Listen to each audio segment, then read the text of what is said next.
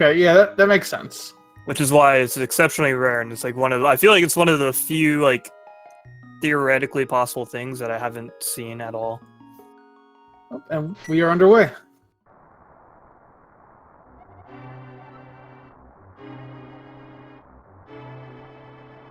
So we've got Mega Man versus Zelda here.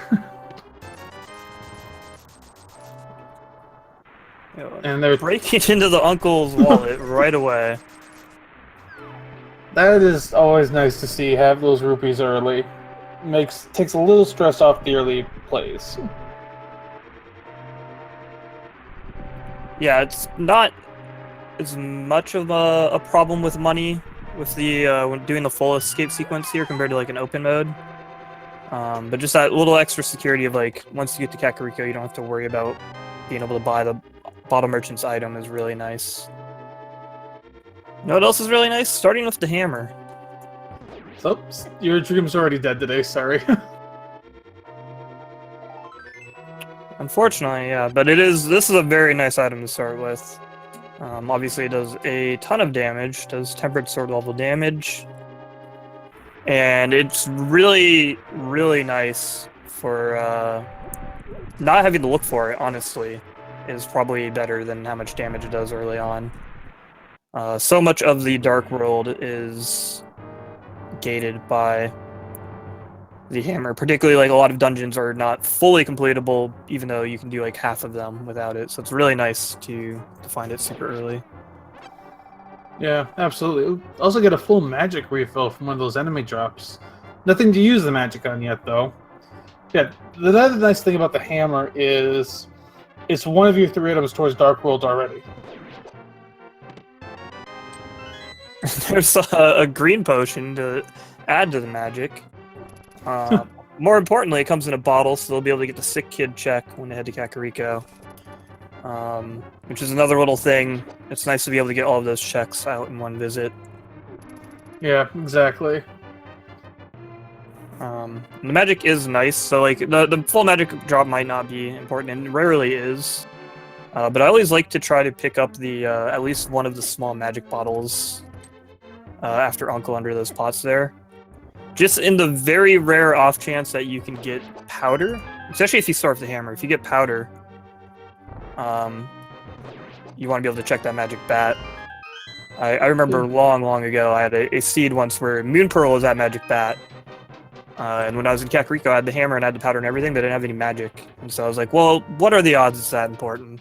And it literally didn't return until it was the last fossil location. Yeah, it's a location that you don't think to check while you're doing Kakariko, but if things align where you have the hammer and powder, it easily could point to something important there, if you get them both early.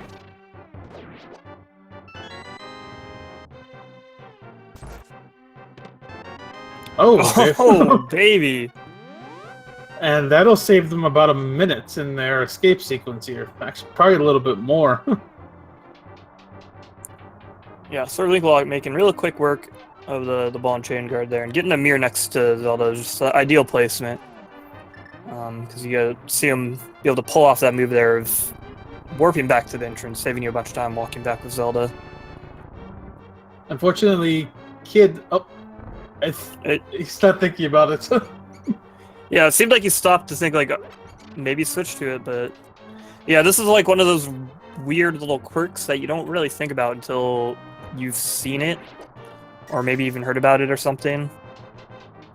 Because this is technically classified as a dungeon, so when you use the mirror, it does warp you back to where you entered it from.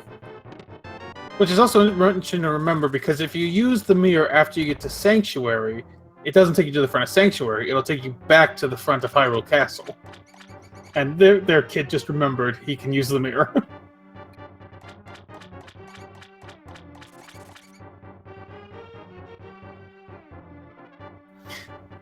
Oh, both runners have also picked up bombs in the escape, so they will be able to check the back area here.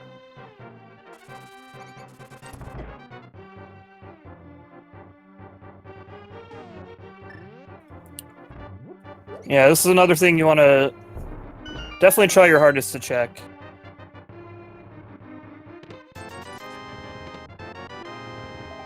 A lot of times you'll find Not much, just like Linkalot did there. Heart piece, some red rupees, bomb chassis upgrade, so not particularly useful, but it saves him the time of having to come back and find that. Yeah, it's not something you want to have on your mind, because if you're always worried that you might have left something behind. I've noticed so far in version 29 that back carry doesn't have something much very often, but when it does, you definitely don't want to miss it. Yeah, it's just... Oh, hello. Okay, there's some nice movement. Stealing instrument from the sanctuary. The early flute is also really nice. The early flute and early mirror is really huge. So that flute is obviously going to help them get around the light world, check a bunch of locations a lot faster, and then once they get that glove and that moon pearl, complete that dark world access, the mirror makes routing in dark world so much more convenient. So we got a quick map check. It's got green pendant eastern, blue pendant desert, and a blue crystal Hera.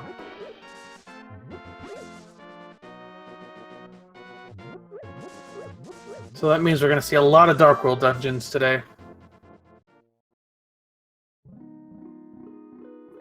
We got $50 in the Lumberjack Cave.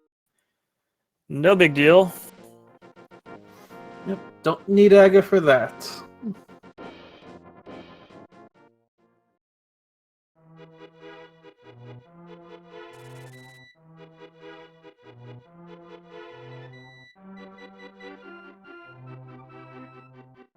And there's a medallion to start. Can't use that medallion yet, need a sword. But we need at least one medallion. We don't know which one yet, though. We don't know which dungeon for. The other one dungeon could be Meyer or Todora, could be the remaining pendant. More likely than not, they'll both be crystals. So we won't know for a while whether that ether is relevant or not, but it is one less thing to have to worry about at the very least. Coming into Kakariko here, we've got, I believe it's 15 item locations you've got access to right now, since you've got the bottle.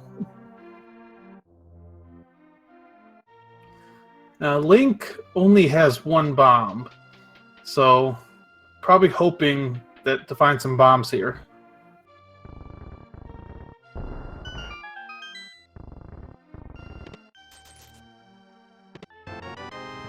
There's a second medallion.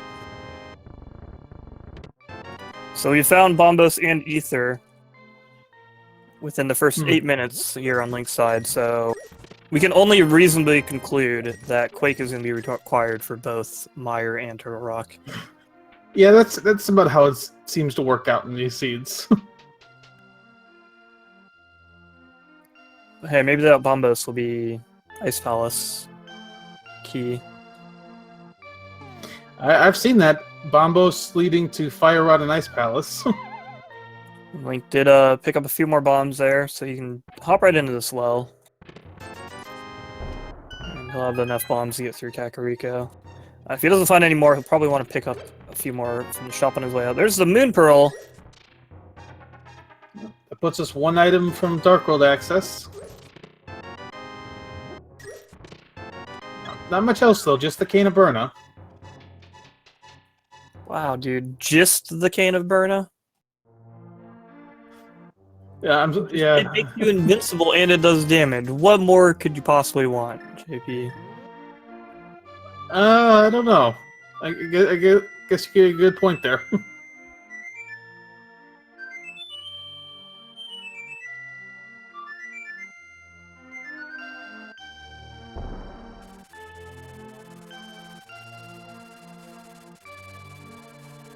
Alright, and we got a nice, pretty white pelican from Linkalot here.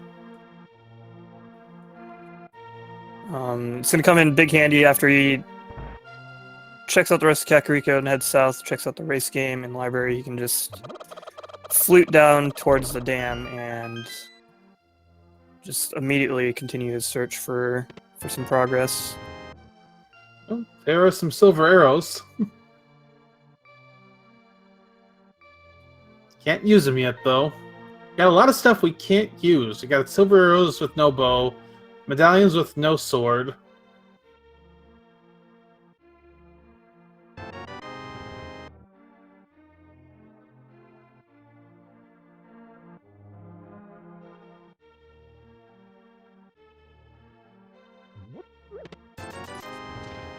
Yeah, not a lot. I mean, yeah, we've got a couple things, but not too much in here. Yeah, Kakariko not as stacked as I've been finding it typically for this seed. A little sparse, but I mean, players did find the mirror and flute before even getting here, and the moon pearl is obviously a pretty big find. As are, I guess, those pesky silver arrows, I guess. No, that just means less entertainment for us. Yeah, no silverless Ganon today. It is a nice feeling finding them somewhere that convenient, though, as a player. Not just because you find them and you go, oh, this is going to help out with like Ganon and some of the bosses later on. It's more the feeling of like when you don't find them, you have that worry in your head of like, well, what if my opponent found them? Like, what if they were somewhere like kind of convenient and I just missed them, and they were able to fly through maybe like Vitreous and Ganon a little bit faster because of it. Yeah, it always is a concern with the Sphere 1 locations that you might leave something behind that your opponent could get early if you ignore it. And we're getting an Ice Rod Cave check from SirLinkalot pretty early on. This is one of those like Sphere 1 locations that could be, you know, like bypassed by players relatively often, just because it's so far out of the way. But that flute in hand makes it a lot less time wasting to go check. So even though you only get the 5 arrow capacity upgrade, yeah, it's a location to get out of the way right now. Oh, we got a shovel in the bottom of the swamp. Interesting. I wonder who's digging down there. Yeah, good question. One thing Link didn't do, though, was he had that mirror, so he didn't use the block clip. Cost him a few seconds. Kid is doing it on his side right now.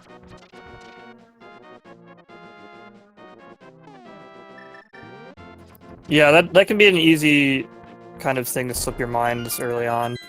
Typically, when you're checking the dam for these 2 items, you don't have the mirror. So it might not, your brain might not be like, oh, let's switch to the mirror real quick. But it does save that time, having to walk back in and out an extra time. The screen transitions in particular. Yeah, it's not a huge time savings, but it's one of those little time savings that, as you do all these little time savings throughout the seed, they add up. For sure, they add up. Every one of those types of those things that pop up, and it can make a huge difference over the course of the seed. And hey, there's that powder. That was a pretty loaded mini Moldorm cave. Powder, half magic, and blue mail. Yeah, and just think with half magic. Think about how many times they can use that powder. Use like 100 times. It's like insane value. Yep. Now, with the flute and the mirror and the hammer, Link is heading up. I'm guessing he's going to try to do Hera. This makes perfect sense. Yeah, it's definitely a nice move. There is a little bit of risk here, though, because without the lamp or fire rod, you could be locked out.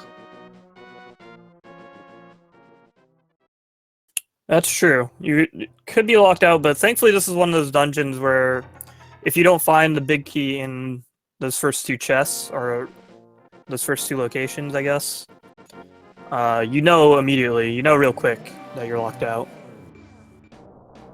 Yep, and well, You can just head back out and head over to East Death Mountain real quick. Where there's another, 8 locations waiting to be checked. Yeah. Kid used that Cane of Burna to save him a little bit. Yeah, You he's mean down to half a heart. just the Cane of Burna, as you put it earlier? Yeah. Okay, I apologize for saying bad things about the Cane of Burna. Hey man, he's just showing the value. Especially against those deadly crabs, man. Those crabs are deadly. 2 hearts of damage at this. Well, actually, they got blue mail, so it's only 1 heart damage now. Yeah, it's only 1 heart of damage, but 5 hearts. Yep. And their erratic behavior is actually kind of what makes them the most frustrating, in my opinion, at least. So, Kid is coming to do what you suggested earlier. He's going to check this powder right away.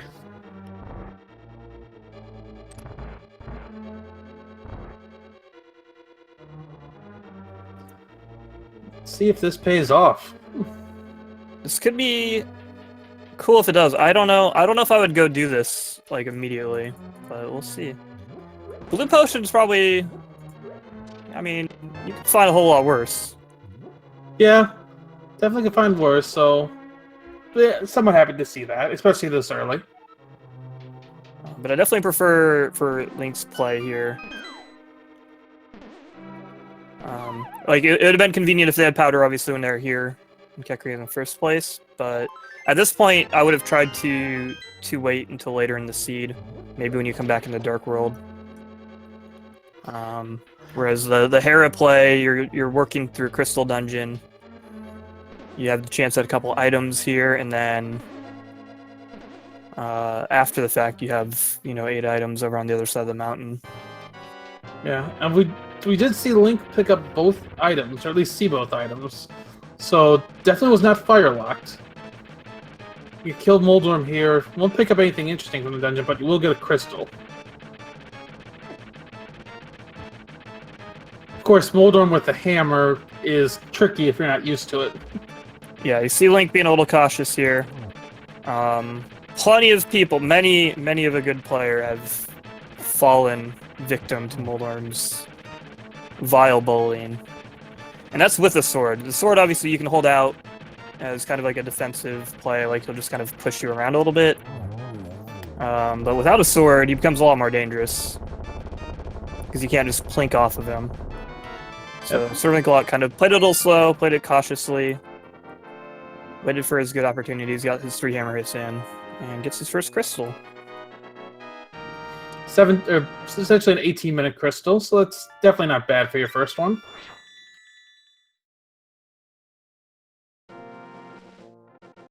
A little bit of sync as Linkalot heading out, Kidofseph heading in. I think Kid did not check downstairs to start. Oh, there's red mail on the floating island. It'll be interesting to see if these runners elect to pick that up. Some might be fine with blue mail. It all depends on the runner's comfort.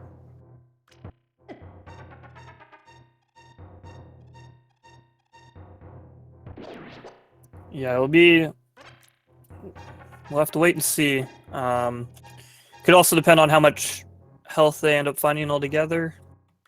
But blue mail is usually sufficient enough in terms of adding to your defenses. Now red mail is a bit out of the way, but we'll see later on when they come back to check Hookshot Cave if either of them opt to pick that up. So far, Link has not found much on the east side, though he only has seen that first chest. We still have 7 more in Paradox Cave.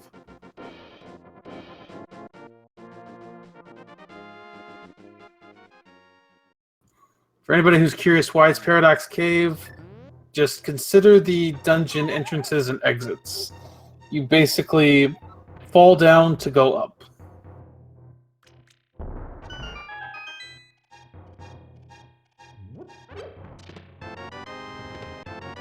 It's one of those things that when you think about it for the first time, you kind of realize that it blows your mind a little bit. It is kind of a mind-blowing revelation. I didn't even realize it until people started calling it Paradox Cave, and I was like, what are you talking about, man? And then it was explained to me, and I'm just like, whoa, yo, it's the hook shot. Yeah, that's a whoa moment as well. And there's a glove, too. So that's oh, Dark World access. yep. Well, Kid is gonna go do his Moldorm fight.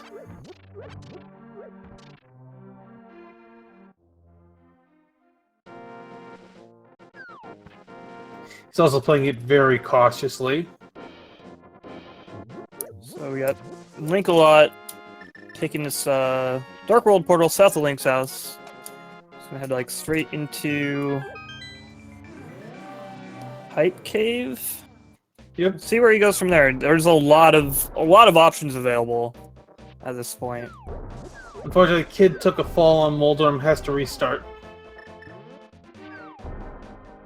And Moldorm is just camping the drop.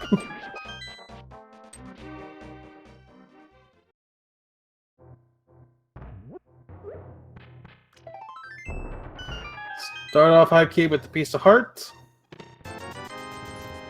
Rupees, piece of heart, arrows, bombs.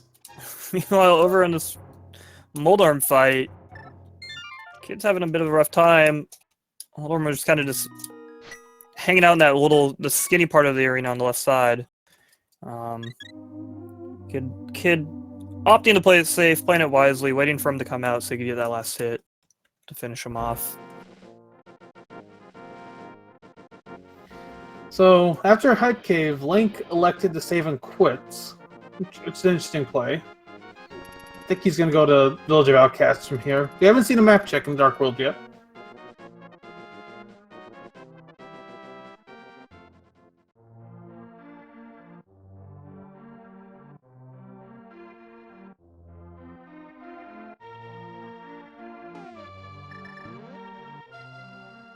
Kid's going to come through the left side of Death Mountain, going to pick up...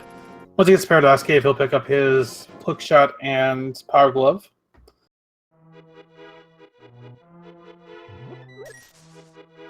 Yeah, we'll see what Linkalot decides to do once he gets back over into the Dark World. Yeah, again, saving and quitting right after that Hype Cave. I guess he just wanted to check those side items real quick and get those out of the way. I think I would have personally opted to at least go talk to Stumpy and do the dig game. There's that map check. So we got crystals 5 and 6, the red crystals at Swamp and Ice Palace. Turtle Rock is our remaining pendant, leaving Skullwoods, Thieves Town, Palace of Darkness, and Mire as our remaining normal crystals. That is an interesting alignment.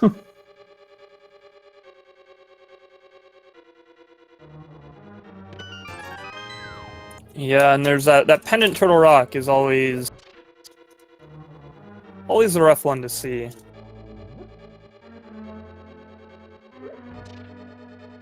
Yeah, it's one you never know if you want to dive or not.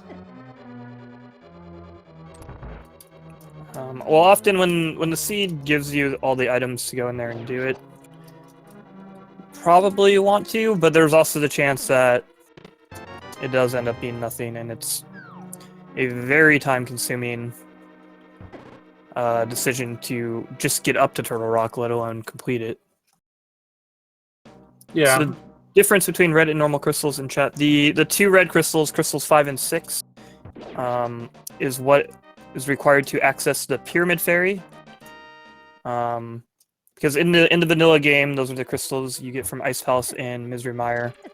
And that's what the game checks to see if you can purchase the red bomb from the bomb shop in the Dark World to access the fairy. That normally gives you the gold sword and silver arrows in the vanilla game. In Randomizer, there's 2 chests with 2 random items there instead. Yeah, Link having to deal with these Gibdos. Kid, I think he's gonna go check the shovel spot.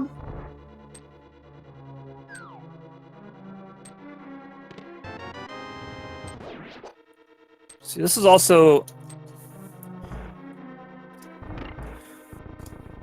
the red boomerang. Yeah, that's a little bit weird routing. Since you have the mirror, you could have just come to Stumpy and then mirrored and checked the shovel spot right there. Yeah, kind of as I was mentioning earlier with Linkalot saving and quitting after doing Hype Cave. I would have liked to see him go up in there and talk to Stumpy. He could have mirrored over, checked the dig spot, checked the cave down below, and done digging game. Kind of clearing out that whole cluster of items in South Dark World. Because now he's up here, he checked the front of Skullwoods, not finding much for his efforts. That's a play that was pretty common in the last few iterations of the logic, where the front of Skullwoods just seemed... It's so quick to check anyway, but it just seemed to have, like, items pretty, like a disproportionate amount of times for the 2 items that would be there. You'd find progression pretty often. It's still not a bad play just because of how quick it is, but it's definitely gone down in value. So I'm trying to look at Seth. I kind of missed a little on his side. Did he die on East Death Mountain?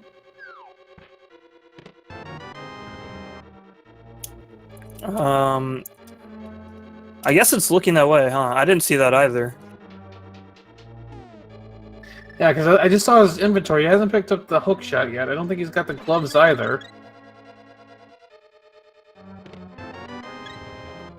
Oh, okay. Somebody explained he didn't have bombs to flip the switch. That's why he had to leave. Unfortunately, he takes a death there. Yeah, that eastern part of Death Mountain can be a little brutal. Yeah, those... Especially when you're sitting at half a heart, those dead rocks also have kind of like erratic behavior. They can choose to stop and just turn around or turn in a different direction at any given moment. Coupled with those red Tektites' erratic jumping behavior as well. And no sword to easily fend them off. It's a bit dangerous at half a heart. Okay, so Kid is going to come buy some bombs. I'm guessing he'll head right back up to Death Mountain after that. Yeah, it's really unfortunate. It's got to be a little frustrating on his side too. Now, I do think there is a shop up on Death Mountain, but unfortunately, I believe you have to have bombs to access it. Yeah, you do. It's unfortunately, it's that you fall that hallway at the bottom part of the Paradox Cave over to the left. There's a bombable wall with a shop behind it.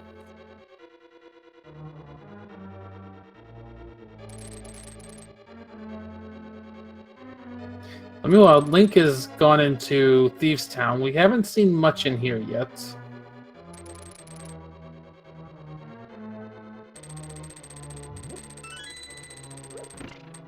Now, Link's actually pretty good shape for this one. Get the last few items in here. You can take out Blind. Yeah, he's even got just the Cane of Burna to do it. You're not gonna let me live that one down. I'm ready to grill you for an hour. I mean, it is just a Cane of Burna, but this is actually one of those instances where it's a really nice item to have, because Hammer Blind kind of sucks a lot. Yeah. Oh, there's a sword. Oh, well, there's a sword anyway, so... Open mouth, insert foot.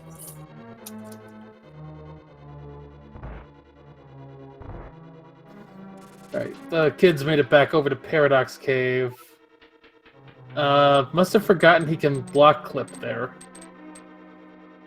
Yeah, it's odd because you were pointing out Linkalot forgot that down in the dam, but Kidofseph remembered to do the mirror block in the dam, but then here he, I guess, forgot again.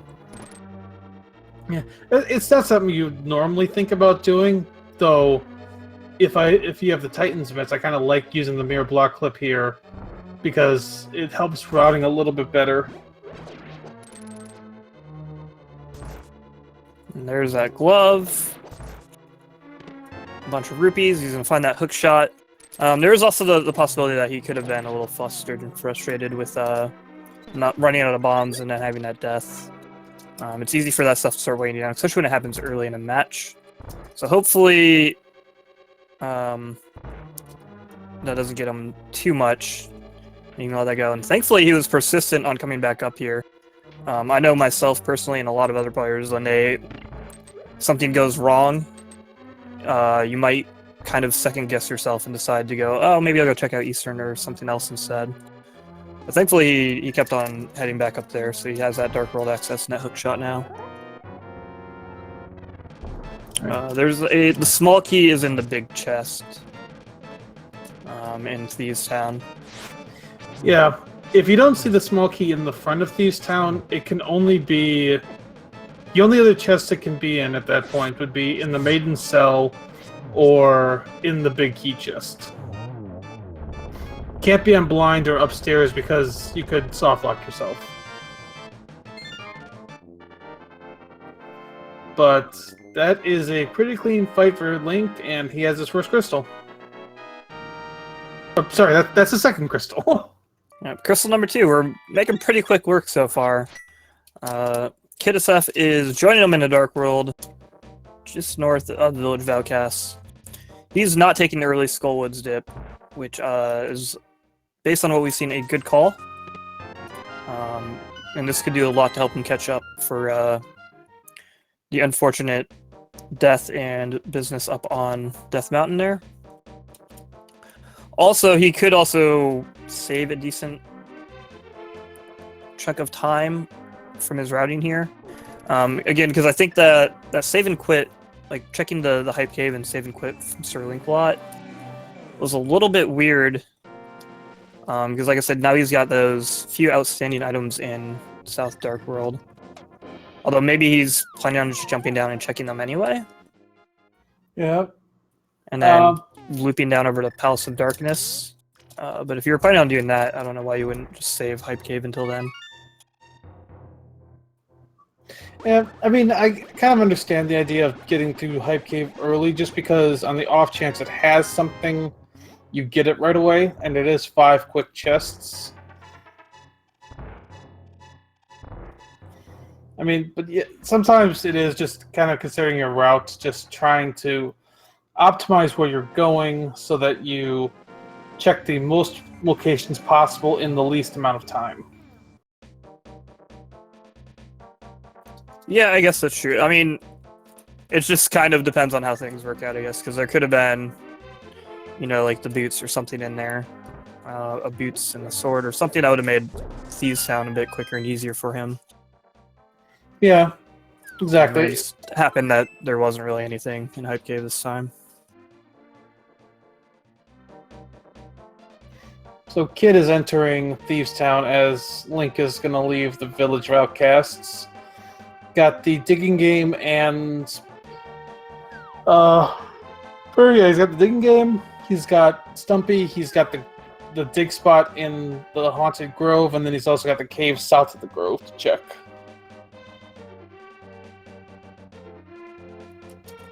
Yes, indeed. And that'll be 4 relatively quick checks, and then you can see where he decides to go from there. He might just loop all the way around to East Dark World. And there's the Titan's Mitts. Okay. That's what you're hoping to see right here, actually, because now he can go take that blacksmith home and grab that purple chest, check the peg cave, and then walk that purple chest down. So that'll actually kind of work out a little nicely for his routing. Yeah, it's like possibly the most convenient place to find the Titan's Mitts. Titan Mitts are obviously just a huge item to find because so much of the Dark World is gated by them. Really, it's just like the hammer and the Titan's Mitts gate just 80% of the Dark World. So, as they're doing these checks, hopefully, at least on Link's side, I mean, hopefully he finds something. Because right now, we don't have a clear next dungeon to go to.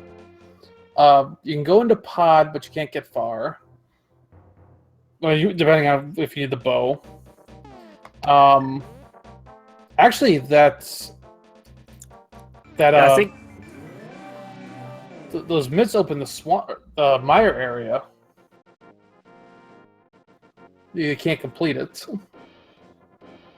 You could potentially at least Yeah, go you check. could at least get the info though to confirm, the medallion.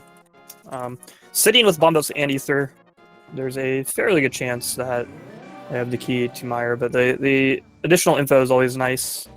Plus, that mirror means they can check the Mire Shed and the Checkerboard Cave, 3 items, as well as the Desert Ledge item, Agnes Cave. There's a lot of stuff to be checked over there still.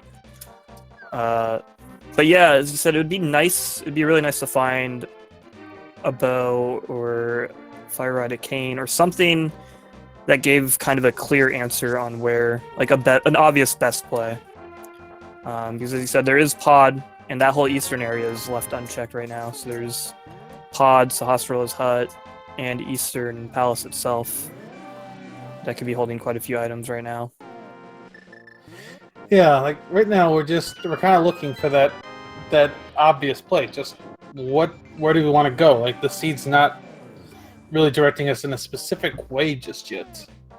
And then additionally, there's also with those mitts now and that hook shot. There's Dark World Death Mountain, and Hookshot Cave, and Super Bunny Cave. And with that cane, Spike Cave is also in the logic, so there's 7 items over in that direction. So yeah, that's where it's almost kind of overload. Like you've got a lot of places you can check, but there's just no obvious next place yet. Yeah, unless you find an item that really just like lets you complete a crystal dungeon to kind of push you in that direction. I really wouldn't disagree with going to any one of those over another. Yeah, it's mostly preference. I mean, speaking of crystal dungeons, though, Kid is working his way through Thieves Town, getting close to done here. Oh, and I don't know if I saw Linkalot check the stun drop, but I see from Kidofseph side that it's a heart for the stun drop, which is pretty convenient. Yeah, if you know there's hearts there, you know you have a way to refill whenever you need it. And yep, Link's gonna check Mire area. Yeah, I think this is what I would personally lean to. You have quite a few items blocking this area. You get this info that Bombos is the key to Mire. And you're gonna be able to collect all the items over here fairly quickly. So if Link, oh, there's a fire rod. Hello. So Got a matchstick. that allows Skull Woods to be cleared. Though I don't know if I got both items in there. Yeah, I wasn't paying full attention. I saw one, the red rupee in the first chest in Skull Woods, but I don't know if Linkalot found the second item there or not. Oh, hey! okay. Well, I think this is the obvious best play now. Yeah. Link's gonna go ahead and just check Desert while he's here. Well, Kid has finished up Thieves Town, got his second crystal. Looks like he needs to go get those mitts and then come down to the Mire area. Yeah, that's really what we gotta hope he heads to. Fire Rod and Bow are obviously huge. Linkalot will be able to go and complete Skullwoods whenever he pleases now. He might want to wait out until he finds a slightly better sword for that Mothio fight, but he does have half magic for the Fire Rod, which would be useful for Moth. But I still, with that bow, the hammer, even without the lamp, most players have learned to navigate dark rooms without the lamp. Pod is looking pretty enticing. Especially if there's 3 chests behind Sahasrarla. And if you're feeling bold, you could dip over into Eastern Palace and get that vanilla green pendant. Yeah, the Eastern area looks really nice right now between the 5 items in Pod, 4 in Eastern, and 3 in Sahasrarla. So that's 12 items over there that you got access to at this point. Assuming you're okay with doing the dark rooms.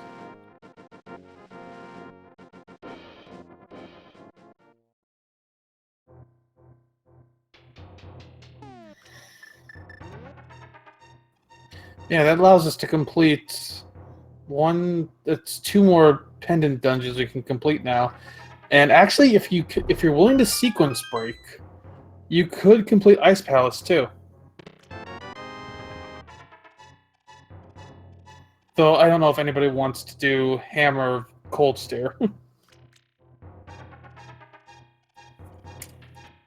Yeah, again, I do have the half magic, and Fire Rod does do Gold Sword damage to Cold Stare, so it wouldn't be the worst fight in the world. But I don't. I think I would be hard pressed to fake Flipper to Ice Palace in this situation, just with Pod and Eastern and as many options available as there are. Doubled with the fact that I'm always like super iffy on fake Flipper into Ice Palace when Swamp Palace is also a crystal, because you have to find the flippers either way. Like if there's the opportunity of like, oh, this might be one less like required item that I don't need to find. That makes a little more sense to me. But I have seen it pay off, so who knows? I mean, I kind of want to see it just because I like to see people do crazy stuff in Randomizer. So, Kid... Oh, there's your flippers. Alright, well. So... But that is a bit of a sequence break, so we know the lamp is not in a flipper lock location. Which almost surprised me a little bit. I always feel like when you start to get this far into the seed, I feel like the lamp loves to show up in Ice Palace, but we know it can't be there now. So the next obvious location for the lamp would be Pendant Turtle Rock. That's definitely possible, depending on what the medallion is for Turtle Rock. And we are going to get that info in just a moment, probably.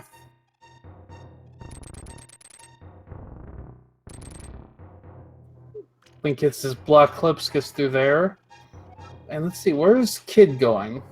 Yeah, that was nice hook shotting through those blocks like that. I actually have a lot more trouble with that than... I don't know. I think everyone makes it look a lot easier than it is. I'll just put it that way. Just groupies in Super Bunny Cave. Kid's gonna get his Disappointment Cave. Yeah, that block clip, you gotta position somewhat accurately, and you've gotta hit your controller at the right times to make it work. And it's Bombos. Double Bombos. So, well, without this Mario, we can't go into Turtle Rock yet.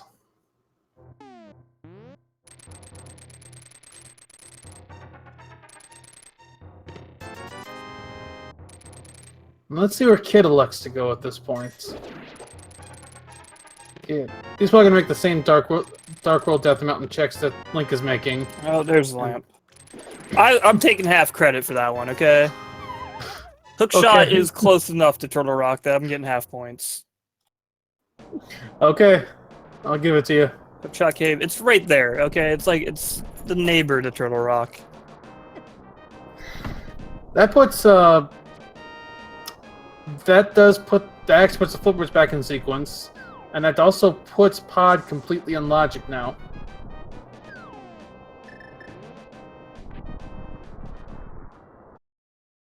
Yeah, SirLinkalot is just acquiring a lot of items really quickly here.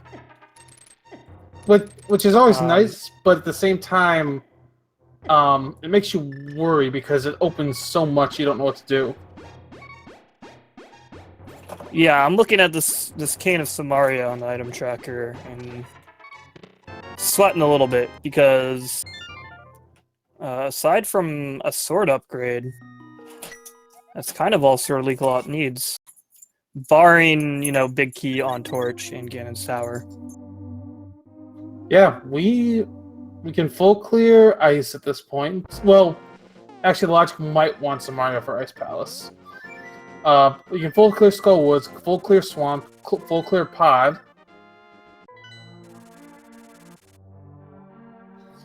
Yeah, I mean, Samaria, and these runners might elect to start go-moding dungeons.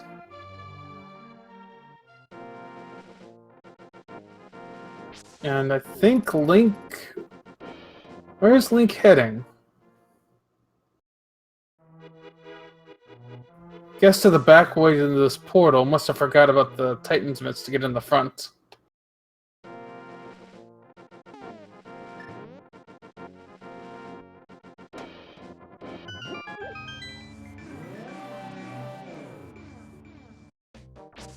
Meanwhile, Kid is gonna come in here. He's gonna pick up his lamp. I'm guessing Skull Woods must have another item because Link's coming in here right now. Yeah, I can only assume. Because typically if you had both of the items from this dungeon, you wouldn't bother coming back here until the end when you just needed the crystal. Yeah. But I mean, it could also just be buying himself some time to mull over his decisions. That can be like a thing I like to do a lot is this has to be done eventually anyway. And if I'm kind of trying to weigh my options, because he has a lot of options, and it's kind of at this point where he's going to be choosing where to go to hunt for that cane. Yeah, and that's definitely not a bad idea sometimes. It's just, if you're not sure what to do, go do something that you need to do, and just think about it while you're doing it. But yeah, obviously, checking his chest down here. So we are looking for one more item here, and Kidofseph did opt to pick up that red mail.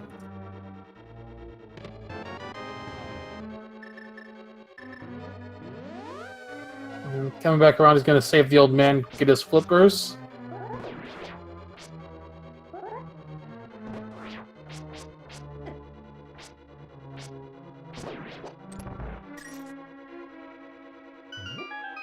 Yeah, it'll be...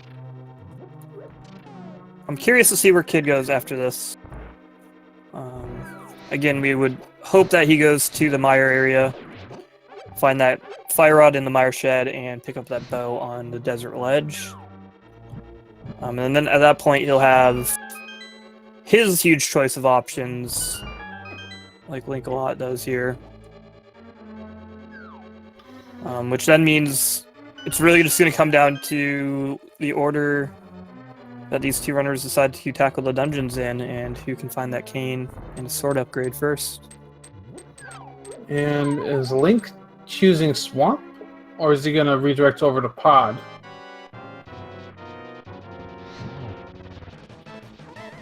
This is looking like a swamp play to me. If you were going to Pod, I don't know why you wouldn't just head this straight to Crystal 5. Well, if you're going to go check the pyramid with it, then you might come over here. But yeah, he's going to Swamp. Yeah, we're getting some fire rod spam on Link's side here.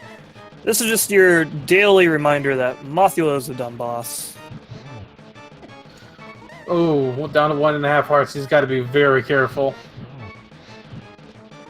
You can take one more hit. Now he's going to have to use that blue potion as well. Yeah, this is part of the reason why you might have wanted to hold off on coming to Moth a little bit.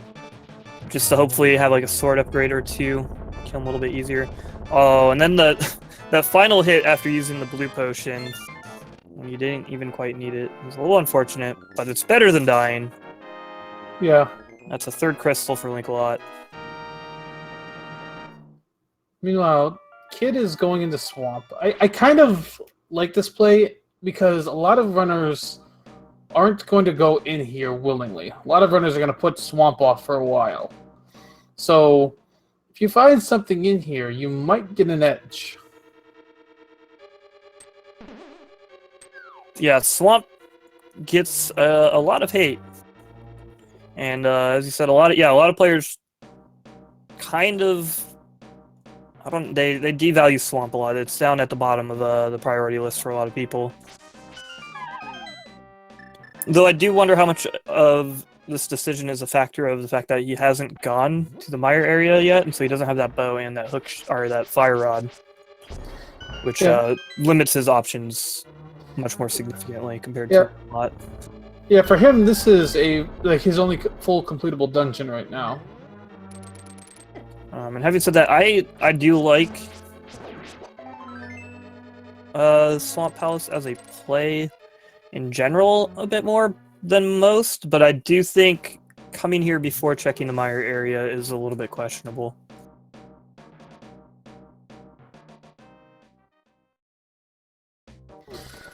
So Link finished up Skull Wars. I think he's going to do a couple overworld checks here.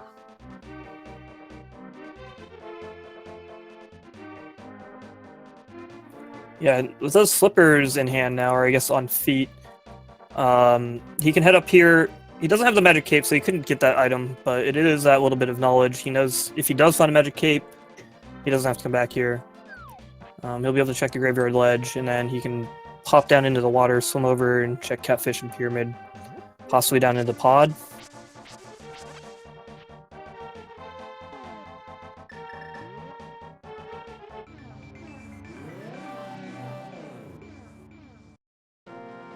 So JP, I gotta ask you, given what we know as commentators and viewers here of the seed, where do you think the Kane's gonna be today?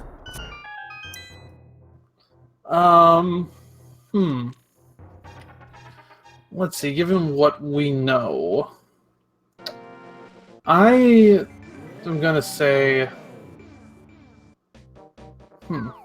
I think I'm gonna say it's an Eastern. Oh, you cruel, cruel man.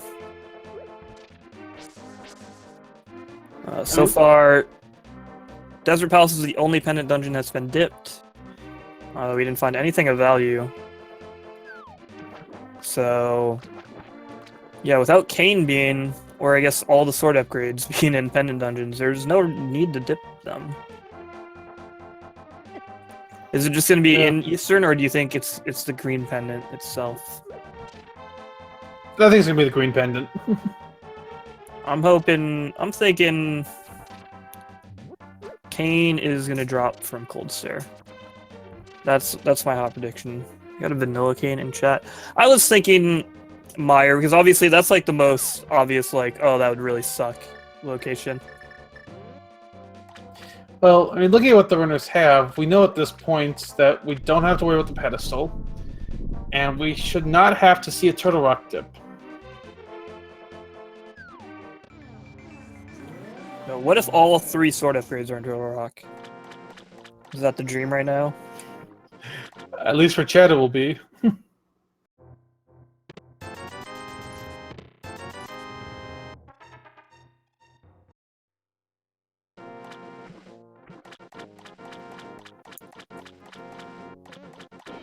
Oh man, I totally forgot that we hadn't seen the Zora area yet.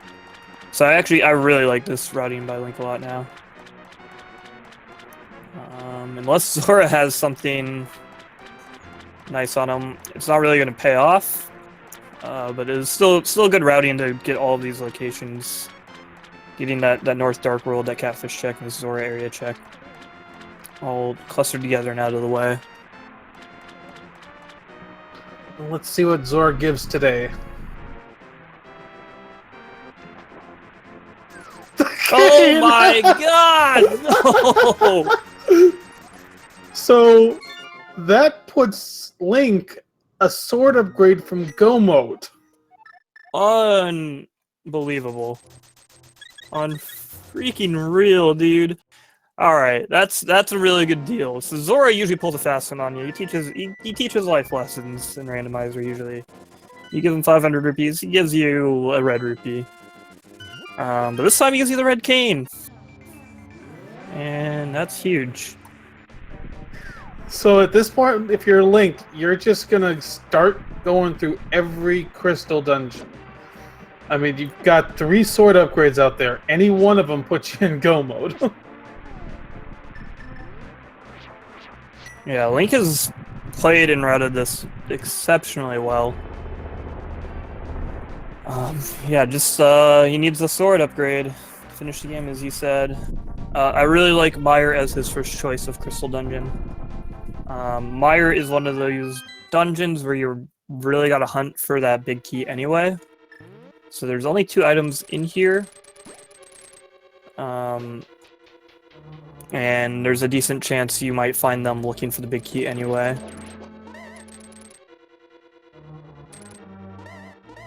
Now, Kid is continuing to check through a swamp. I don't think he's found anything. Well, yeah, we know he hasn't found much in there.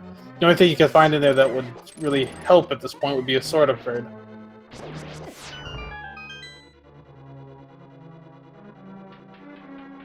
And he finds a book. Which you can't even use until he finds a sword upgrade. Yeah, because since we have mirror and flutes, don't need it for desert. You can. I mean, I guess you could check the tablets, but yeah, you can't get the items from them.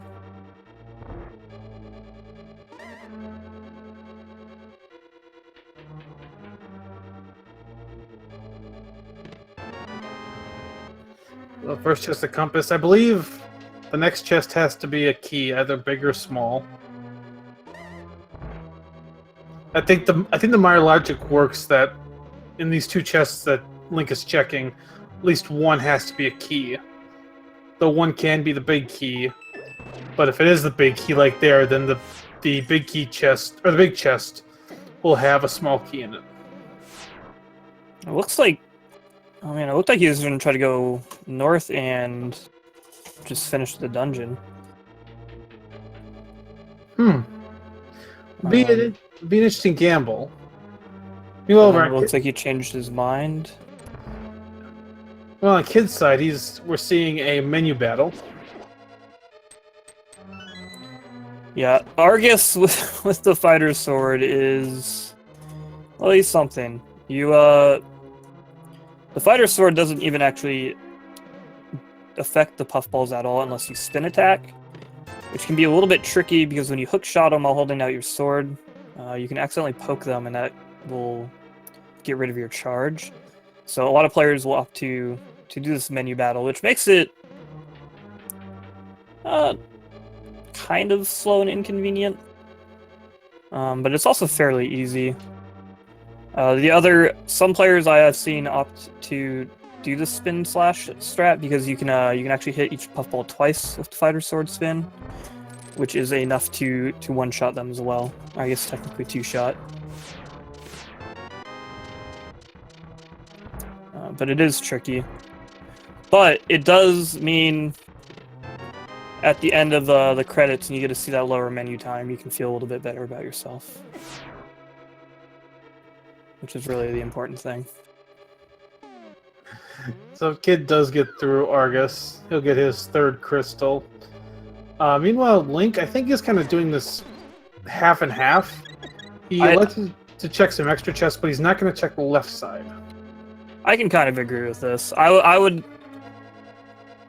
going to say myself, I would have definitely just skipped the vanilla big key chest with that cutscene you have to wait for.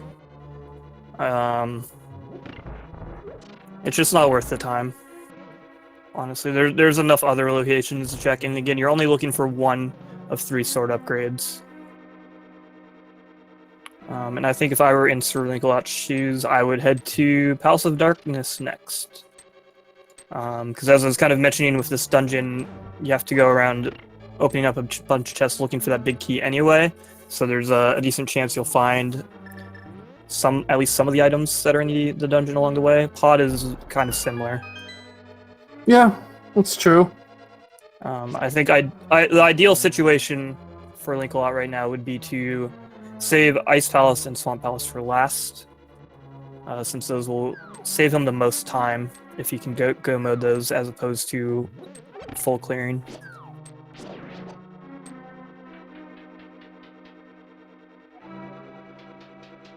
Alright, so Link is coming into the Vitreous fight, but with silver arrows, this will be quick. 1, 2, 3, 4, 5, 6, 7, 8, 9. Perfect accuracy. And then 2 more take out the big ball, the big eyeball. I love fighting Vitreous with silver arrows. So as you mentioned, it's super quick. 9 quick ones, 1 to each little eye takes them out, and then 2 to the big eye to finish him off. Which is the only enemy in the game that is damaged by arrows that takes more than 1 silver arrow to kill besides Ganon. So Kid went up into the Zora area, checked the waterfall cave, but did not go pay Zora. This is really unfortunate. I was actually really happy that he opted to go up to the Zora area, because I was like, oh, he's gonna go check Zora, he's gonna find that cane. Maybe he'll head to the Mire area after that. And then he would have been in a very similar spot as Linkalot. So instead he's electing to go to Ice Palace, which is kind of similar to Swamp in that it's a place that people normally don't check early, so maybe you find something here you'll like, but we at this point we know that the only thing you can find here that would help would be that. There it is. Alright, so there's at least one of the sword upgrades. There's 2 more swords left to find in the seed. But the first chest in Ice Palace would be Go mode for SirLinkalot for sure. That's and Go mode there's right one there. right there too. Okay. Alright, so he can now start Go moding dungeons completely safe. Yep. Whether he decides to check any convenient chests on the way or not, we'll see.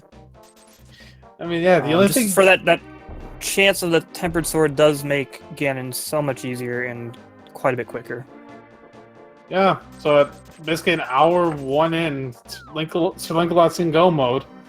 Yeah, the only thing he might really want is that tempered sword at this point. You got silvers, you got blue mail, you got some safeties.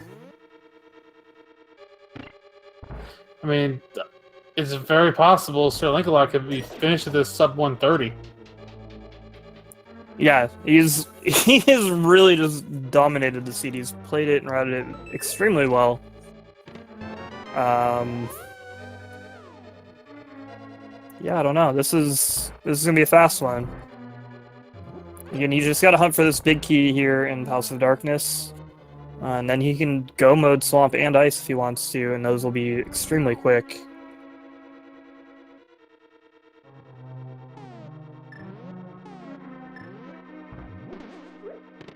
And then unfortunately we have Kid full clearing Ice, so this is what I was talking about just a few minutes ago. Full clearing Ice and Swamp compared to Go moding is just... So it takes a lot more time. Yeah, in terms of gambles, these are good gambles for him because they are dungeons that people don't like to check. So if they pay off for you, you're in great shape. But unfortunately, it's just not going to pay off for him. Yeah, for sure, and it's... we'll have to ask him if we get a chance about not going to the Mire area. Because again, that's where the bow and the fire rod were. And the Zora skip is actually the one I'm a little more baffled by, honestly, because he was already up there. Mire might have slipped his mind, or I don't know. Hopefully we get a chance to ask him. Now, as he said, these are some decent kind of gamble plays, and he did have that early unfortunate business on Death Mountain with that death and running out of bombs. So, when that happens early on in Seed, you can kind of get stuck in that like mindset of like, oh no, I'm already behind. I've got to make plays. I got to do something, you know. Now we say SirLinkalot's in Go mode, but there is a small chance he's not. It's very rare, but in the case of Ganon's Tower, if that big key's on the torch, then he's technically not in Go mode. That is true. That's a real possibility. It'd be unfortunate yet hilarious if it happened. But given the situation, I'm sure Linkalot's gonna do what just about anyone else would do, where you just go mode your remaining dungeons and you hope that that's not the case, because it's a 1 in 22 chance that big key will be there. Yeah, it's such a small chance that you just might as well go mode anyway, but it's going to be in the back of your mind. Yeah. it's definitely something that you're like, well, I really hope this isn't the case. And that's all you can do is hope. And then when you go there and you take those left stairs and you see the big shining torch, and lo and behold, the big key is on there. You just go, well, dang. I guess I gotta full clear Ganon's tower and then go clear everything else until I find it. But honestly, there's really nothing else you can do. Like, the only other option would be to full clear dungeons along your way. But if you opt to do that and your opponent does, and then there isn't a big key there, then, well, you done goofed. So, okay, I was about to say it's interesting that Linkalot didn't mirror back to the front, but I see what he's doing now. He is go-moding this dungeon. He's not going to check those Dark Maze chests. So he's checking convenient chests, but he's not going to check everything. Yeah, again, that makes a lot of sense in this situation. Again, if any one of these like just kind of convenient chests has the tempered sword, that saves like minutes on Ganon generally for most players. And then there's also the chance that he might find boots too, which would help speed things up, and you wouldn't have to worry about that less than 5% chance of Ganon Tower being boot locked.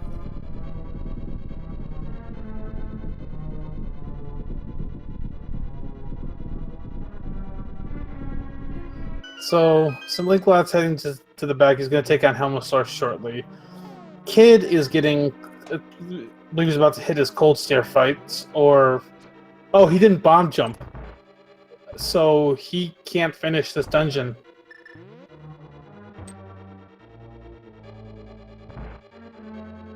Yeah, that's unfortunate. That's like doubly unfortunate because he was up in the Zora area right before this, where the cane was, and you just he's about to see the want bow. to take that extra minute to go visit Grandpa Zora. So he just saw the bow. Yeah, he's probably kicking himself for that one. And he'll probably get the fire out. He'll probably check the other areas here. So he's just a cane away after that. And unfortunately, we know he passed on the cane location. Yeah, that's also what like exasperates this whole situation for Kid here. Since he already went up there to check those waterfall chests, and then opted not to visit the Codfather Zora, I can only assume that means he has no intention of checking it for a while. Especially with that fire rod in hand and that bow in hand. He's gonna have plenty of other options to distract him. We get a cape from Helmosaur. That will be Link's 5th crystal. He's just got swamp and ice to go through.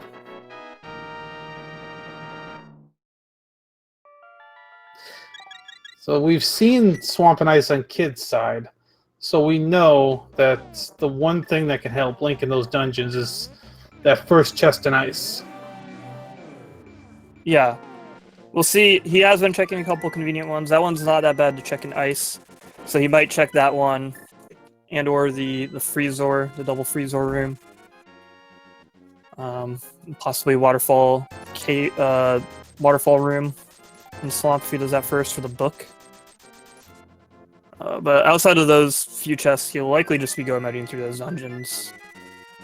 Because he'll be saving several minutes if he go-mods both of them, compared to just full clearing them. And he's going to do swamp first.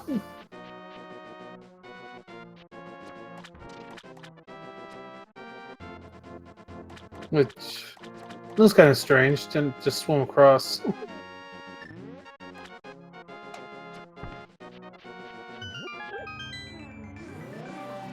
Meanwhile, Kid was outside the desert there. Took a quick dip. He seemed a little indecisive about where he wanted to go. He's gonna head over here, check out Checkerboard Cave. And we'll see what he's up to next.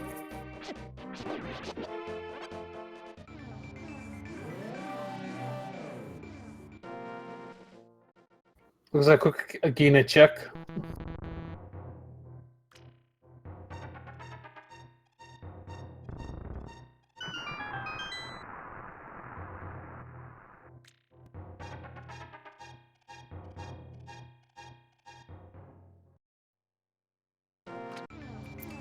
Yeah, I feel kind of bad. Like, I really wish he'd done that Zora check, honestly.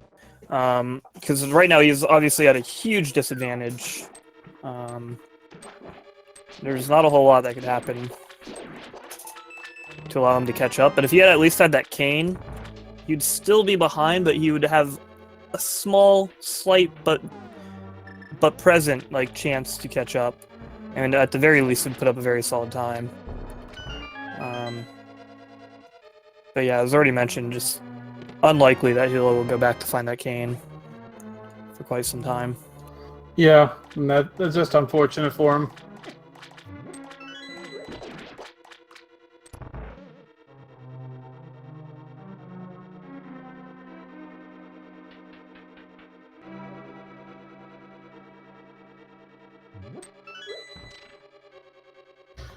So Link is going to check some chests in here.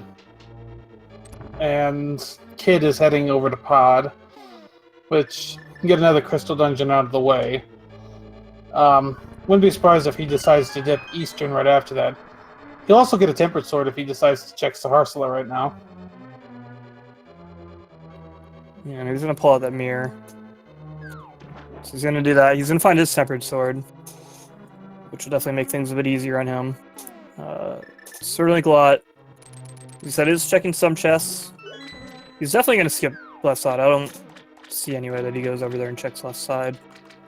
I thought he might go and check the one down south, but it looks like he's just going to start heading towards the boss. Maybe check the double chest in the waterfall cave. Or not the waterfall cave, the waterfall room chest. Yeah, that's not a far one to let's do that out of the way.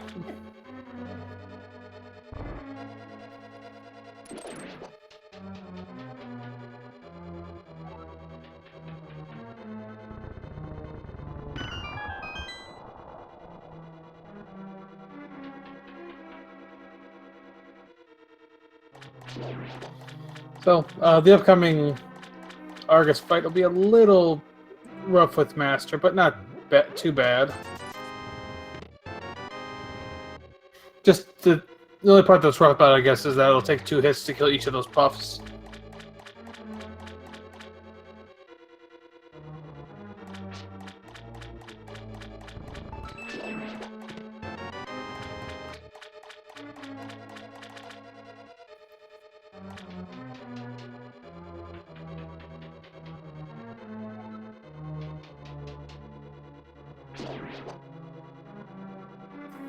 So Linkalot's coming over. It'll be in Argus in just a minute. Kid is working through Pod.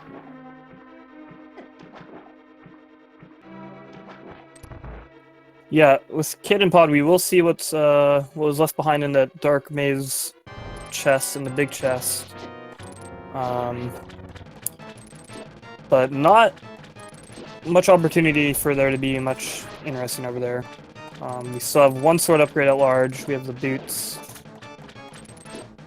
Those are the only really relevant missing items at this point. Yeah, exactly. Yeah, Linkalot. Yeah, fighting the Master Sword Argus here. Definitely quite a bit more annoying compared to like Tempered Sword or better. But still not a particularly tough boss. Wow! Nice shot. Very nice. Some good timing on that silver arrow shot there. It actually takes a little bit of precision because if you wait for just a bit too long, he'll start moving, and then the true archery minigame of this game begins as you try to snipe him with a silver arrow while he's bouncing every which way like a super ball. Yeah. So, Link finished up swamp. Now he's going to head over to Ice Palace. Considering the way he's played this, I'd be very surprised if he doesn't check that first chest and get his Tempered Sword.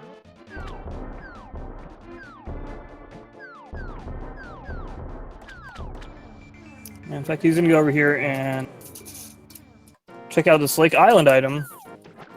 He didn't take a peek at it earlier, and yeah, especially considering he checked that first chest in Swamp Palace behind the bomb bowl wall. I wouldn't be surprised if he at least checks the first, intends to check the first couple chests in ice. But he'll find his Tempered Sword in that first chest if he does, and then I imagine he'll just be straight up flying through the rest of it. Yeah. Let's see what he does as he comes downstairs. Meanwhile, over on Kid's side, he is heading into the back of Pod.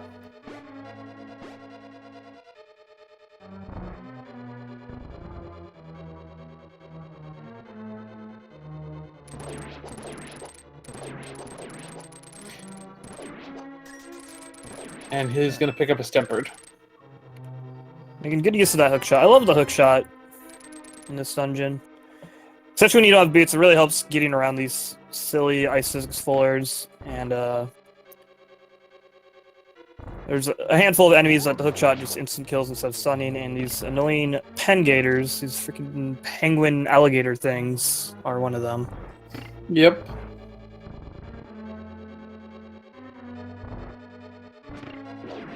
So if you're in Link's position right now, how would you be feeling?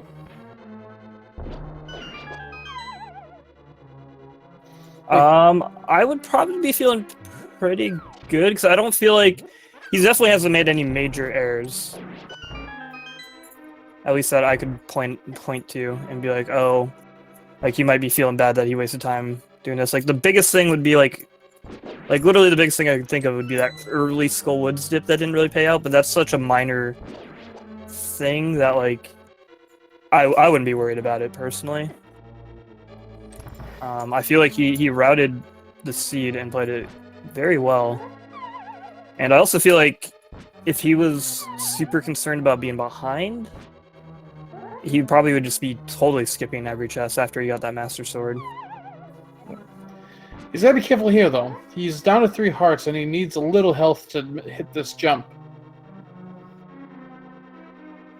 Yeah, this bomb jump is...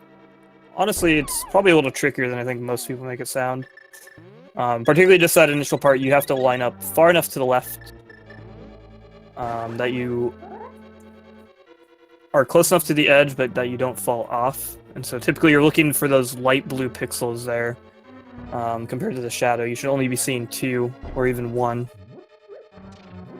before you initially place that bomb. And it really takes just like a very light tap of the D-pad to make sure you don't move too far. And then I'm not sure how Linkalot responds to falling into that pit a couple times, but I know personally I start to get really flustered, and I'm just like, why can't I do this? And then you just start nosediving off of it like 6 times in a row. Yeah, exactly. It's easy to get frustrated with that jump. I, for the most part, start playing the Benny Hill theme in my head after the first couple falls.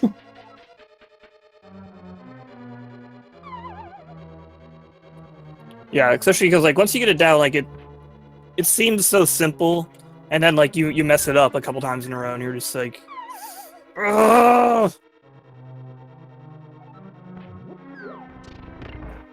That sounds about right to describe how you feel.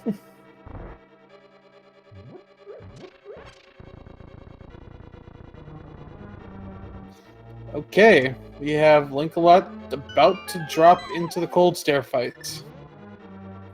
Tempered Sword, Fire Rod, Bombos. This should be pretty easy.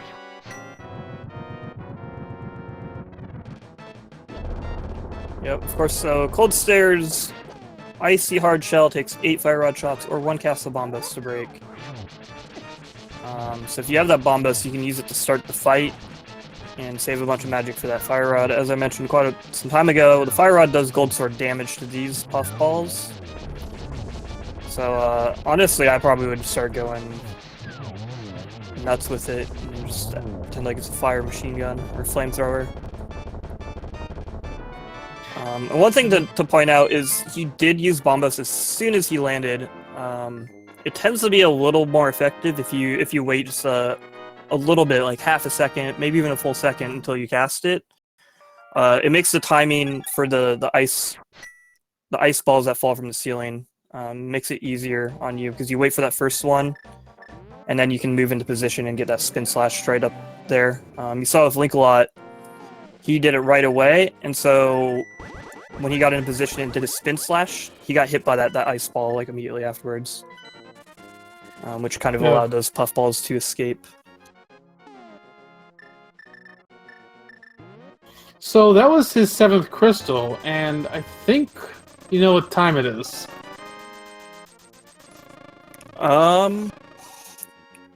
Is it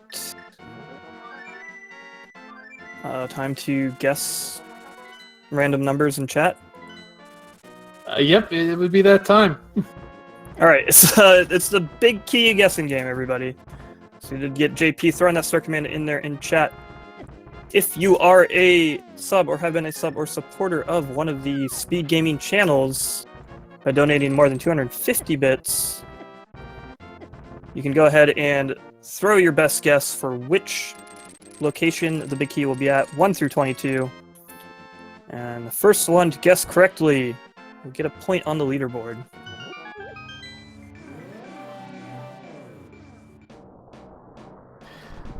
Any thoughts on where you think that key's going to be today? You know, normally when I do commentary, I always have the same guess. You know what that guess is? It's 22. But I'm feeling nice today. I'm feeling generous. I'm gonna bless SirLinkalot with a nice, hot, beautiful 21. That's very generous of you. I know. Sometimes I'm probably being too kind. I'm just giving it away. But you know, I really like the way you played today. I think he deserves a 21. Where do you think it's gonna be? Yeah, I usually go with 15, which tends to be vanilla, big key location. I just like to keep a consistent number. So make sure you get those guesses in. We're going to be ending the game as soon as we see SirLinkalot open the first chest. And we'll find out pretty quick if boots are needed. Alright, meanwhile, just real quick update on Kidofseph. He is heading into Skullwoods. He did dip into Eastern real quick. Didn't find anything he liked, and didn't decide to finish it. And there's our answer. We do not need boots. That is full go mode for SirLinkalot. And that was our first location as well. Yeah, he's going straight left. Not checking those 2 chests on the right side. So I guess he'll likely be checking these 4 chests and then mirroring out and heading right.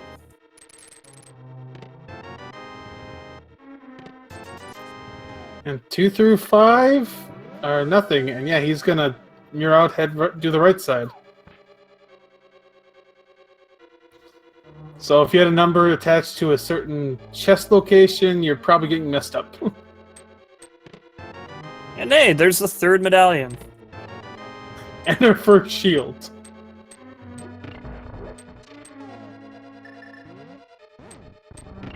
So those was items 6 and 7. I do like the variety in Ganon Tower clears you see nowadays. At least I feel like compared to the last tournament, and especially the tournament beforehand, where just about everybody did like those 2 chests there and then went left. More often now you'll see some players doing this kind of route that Link is taking. Yeah, we have tended to see a little bit more divergence in recent weeks, which does keep things a little interesting. There's chest 8, chest 9.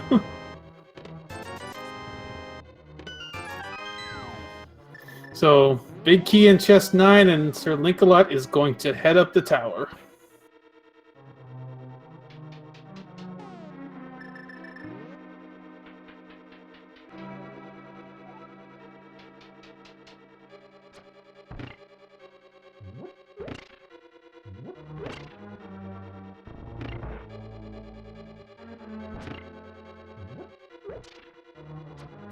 Alright, at this point for SirLinkalot, it's just a matter of execution.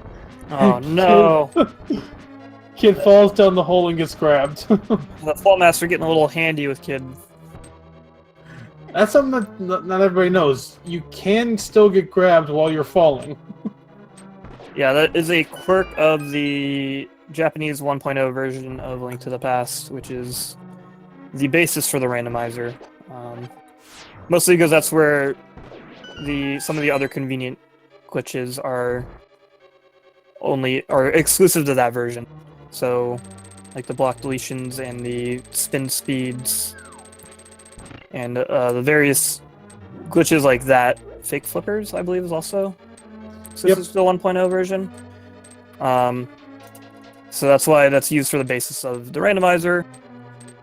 But there's also that little quirk where you can actually still get damaged while you're falling or get grabbed by Fall Masters. So SirLinkalot is heading up the tower. He's only got 2.5 hearts, but I'm pretty sure he has potions. Yeah, he made a pit stop to the potion shop and bought at least a blue potion. And there's a red potion too. Yeah, he's got to be a little careful with his health. He's through it though. Continuing on. Yeah, I'm a big fan. I'm glad that he did stop by that potion shop. Making use of those resources available to him, especially when you have the flute and you have a few bottles, and you're not 100% sure you're going to be able to make it through, then you might as well stop. You have that safety. And I can't stress it enough that going and buying and using potions is going to be faster than dying just about every single time. Yeah, everybody wants to rush through the game, but you also have to know your limits. And if your limits mean buying potions to make sure you can get through stuff, then yeah, you should just do it. So Linkalot is on Lambolus 2 as Kid takes down Mothula. He, at this point, just needs that cane. He needs to go back to Zora to get it. Yeah, unfortunately, if you weren't here earlier, Kidofseph did go up to that northeastern corner of the light world where Zora is located, and he checked the waterfall for those 2 chests in there, but then opted not to head up and pay Zora his 500 rupees or even check that ledge item there. And unfortunately, Zora himself has the Cane of Samaria, which is the only thing Kid is looking for. And unfortunately, when you make one of those decisions, it's pretty typical that you're making that decision and you're like, I'm gonna live with this. I'm going down with this mistake if it is one. And unfortunately it is.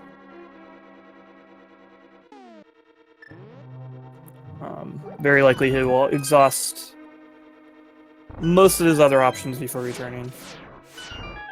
Yeah. Although at this point he is kind of running out of options. He can still... I don't think he checked Eastern while he was in that area, so he can go back for that. He went inside. He didn't finish. I'm not sure how much... I saw him in Eastern. I don't know how much he checked, but... I saw him at least to the second chest before opting to leave for one reason or another. Okay, then yeah, he's pretty low on locations to check. Yeah, so unless he wants to gamble on Meyer having Cane, he obviously cannot go into Turtle Rock at all without that Cane. He could go back to ice, but he isn't gonna. He already knows he's not gonna really find anything there. There are probably some overworld locations left. I'm not sure if he checked the pyramid or not, or catfish. So I don't maybe think Yeah, I don't think he's checked catfish. Ooh, Link takes the really fall. Having a little rough time there. That arena for Moldorm is generally considered a little more forgiving than the Moldorm 1-1, but when he does get going fast there, it doesn't really matter. So with Tempered Sword, there we go. You want to start with a spin, and then a normal slash will two-shot Moldorm. SirLinkalot unfortunately got a poke, which with the Tempered Sword only does Master Sword damage, which is equivalent to Fighter Sword against Moldorm. And so the way that damage started working out, he accidentally enraged Moldorm. Yep. So we got a kid coming over to check the graveyard ledge. We'll see if he goes east to check catfish. If he does, that might send him back to Zora to get his cane. Yeah, I'm getting a sneaking suspicion he's going to find his canes pretty soon. And he's probably going to be kicking himself.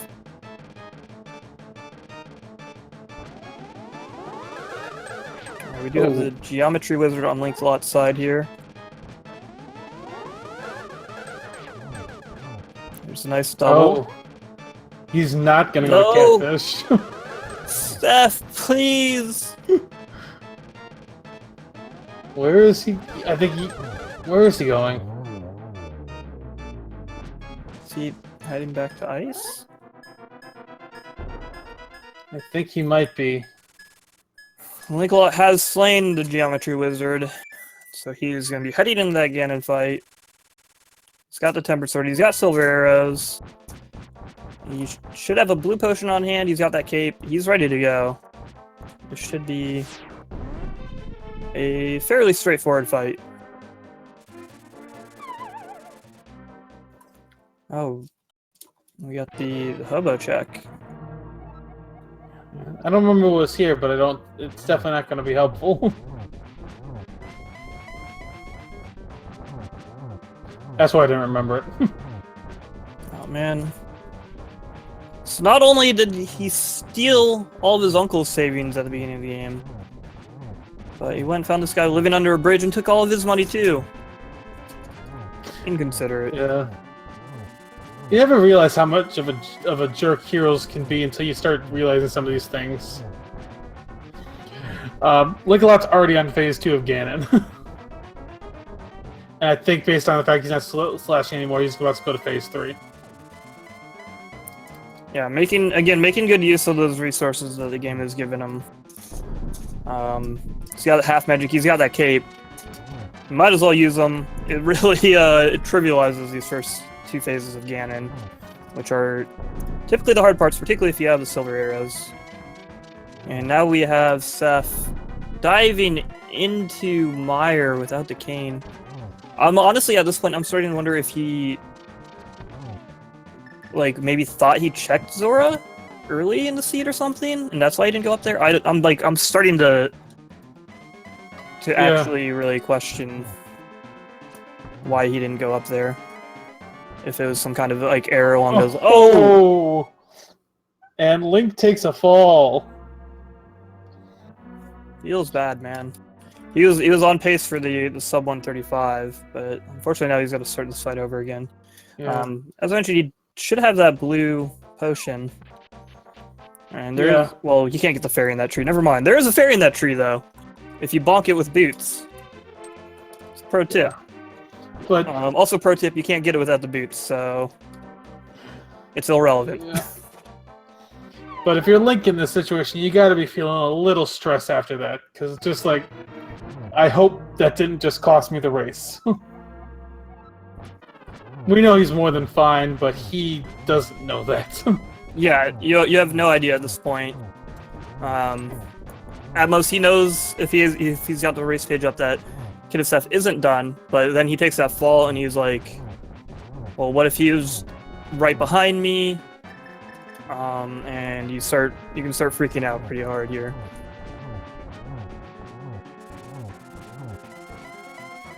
Back into phase 3. Though he's down to half a heart. Yeah, pull out that blue potion.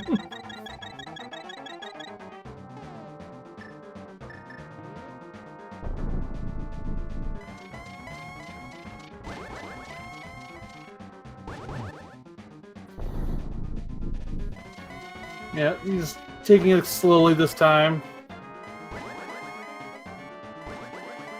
Meanwhile, Kid taking the scenic route through Mire, seen the rarely seen fish room, as it's called, because you have shaped like a fish up here in this part that he's in, and there's a little small key right here.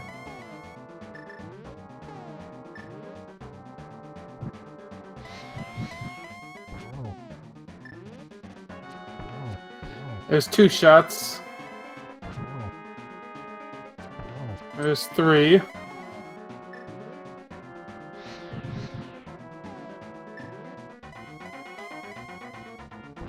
One more, and he's got him. And there we go.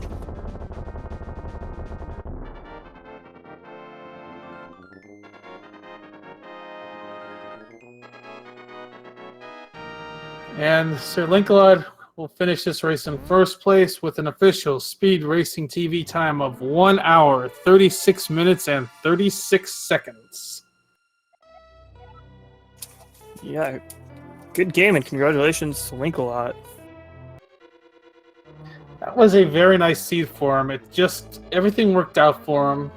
Had a few hiccups, but for the most part, routed that and just played that very well. Yeah, for sure. I mentioned it earlier too. He played this very well. He routed very nicely. Yeah, maybe like a few like minor hiccups here or there, but nothing major. Like no major mistake, which is really, at least when I play, like if I could take that away, even if I lose, if I feel like I didn't make any major mistakes, then I'm pretty satisfied. But you throw a win on top of that, and I'm sure he's feeling pretty good. Yeah, absolutely.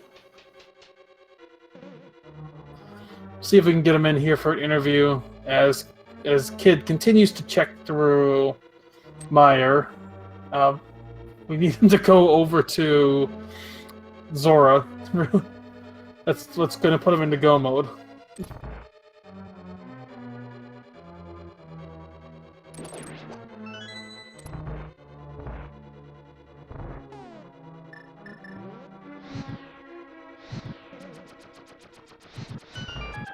Linkalot will join us in here in just a minute. He just needs a little break, which is understandable after a race like this. Yeah, especially again with that Ganon fall, it can be really a moment of stress there. So he probably just needs a moment to calm down.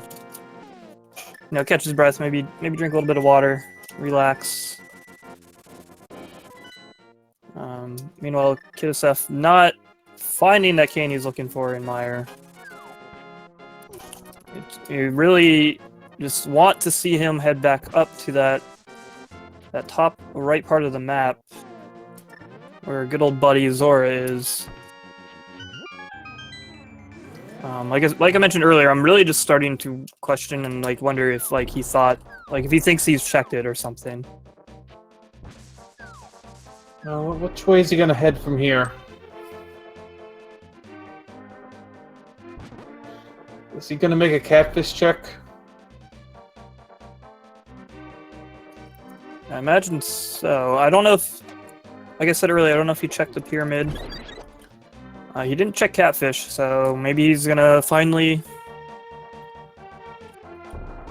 Yeah, it looks like he's gonna come check pyramid, and then he might route that over and check catfish right after that, which would be good because that's gonna be his best opportunity to go check Zora again.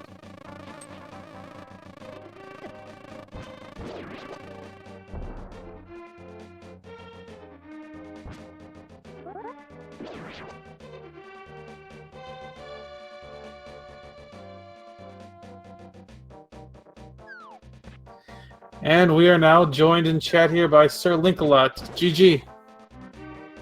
Thank you. So, how are you feeling? A little better now that I've calmed down after my Ganon fall.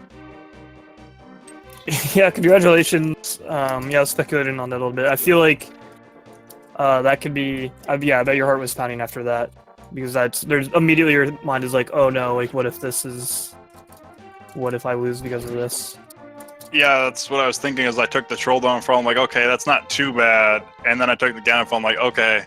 I'm like, if this was close, unless he didn't find a tempered sword somehow, then I could be in trouble at this point. Well, he did find the tempered sword before you, but there's something else he did not find. The Cane of Samaria. Yeah, I was just, when I routed to Zora, I'm just like looking, like, Overworld's had everything so far in this seed. I'm just like, I'm going to check some of the Overworld locations that have high density before diving into one of the dungeons. And I was like, okay, I haven't checked Zora. I still need to do Catfish and Graveyard Ledge. Like, I'll route those together. And then if they're not there, I'll head over to the Eastern pod area and maybe dip into Eastern if I don't find it. Whoa, you know what? Actually, I didn't even notice that until you mentioned it. That like the dungeons really had nothing. Yeah, I mean, beyond the tempered sword you got in ice, I don't know if there was any. Yeah, I don't think the dungeons had anything today. Yeah, the hammer, both gloves, the bow, fire rod, hook shot, mirror. Well, I guess mirror was like Zelda's cell. Like, I guess escape had a couple things, but outside of that, just yeah, everything was overworld. Yeah, that was a fun place to find the mirror. Yeah, that's my favorite spot. And quick thinking on your part to realize immediately that you could use it. Kid started walking back a little bit, and then he was like, "Oh wait, there's a faster way to do this." But yeah, it really came down. The cane was the biggest thing. I think overall you routed and played the seed like really well. Like everything kind of lined up for you. Like it just seemed like every decision you made, like everywhere you chose to go, had something for you. And so overall, I just feel like you played extremely well. But definitely the cane was the ultimate deal breaker there, because he did opt to go up and check the like waterfall cave there earlier, but he didn't go all the way up to Zora, and so at that point, he kind of sealed his own fate, unfortunately. But that was like again a beautiful race by you. Yeah, it's just like every decision I was making pretty much was just paying off, because it's like, okay, I just found this item. This logically opens this up. I'm just going to go check overworld locations on the way there. It's like, oh, well, this has more progression. Let's avoid dungeons for a little bit more. Why not?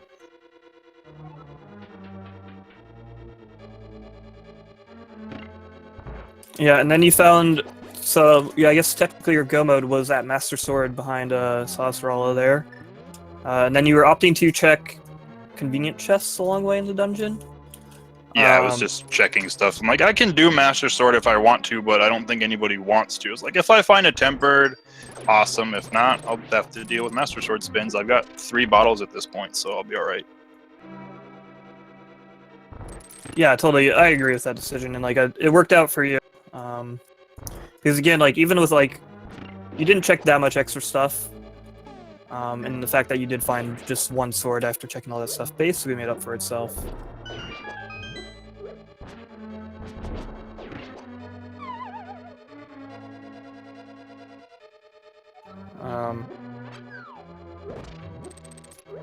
But yeah, what were you thinking like at the start of the seed? Because yeah, you got that mirror, and then on top of that, on your way out, you got that flute coming out of Sanctuary. Yeah, I was just like, okay, mirror is nice, and then flute. I'm like, okay, well, Death Mountain is open at this point. I'm guessing there's going to be something there, but we're going to check everything else first. And it's like, yeah, I'll go up there. It's like, oh, okay, there's more stuff up here. Let's go to Hare and see if it's locked, because I need to do it anyways.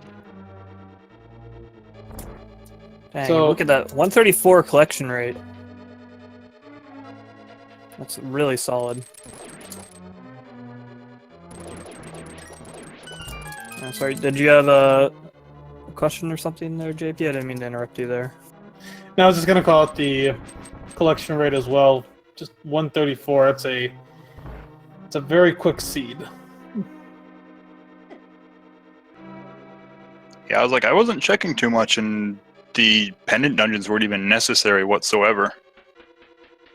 I dipped in the desert, but it was boots locked. I was like, maybe I should steal a key. I was just like, nah, I'm not gonna steal a key. Yeah, I think generally not generally worth it to steal the key. Speaking of the boots, were you at all worried in the back of your mind at all about Big Key possibly being on the torch when you got to Ganon Sour? Yep, that's why I checked it first. I was like, I'm gonna check torch to see if it's there, because if it is, we have to go find boots. If not, I'm gonna go to skeleton room, pick up the 4 chests, and then I'll be able to go right side. So I think Dark Magician strat. I wasn't thinking of doing that specific. It was like, that's what I'm gonna do, because I just want to have the peace of mind that I'm actually in go mode. Okay, yeah, when you put it that way, it makes a lot of sense. Getting that out of the way, checking the torch first. That's very smart.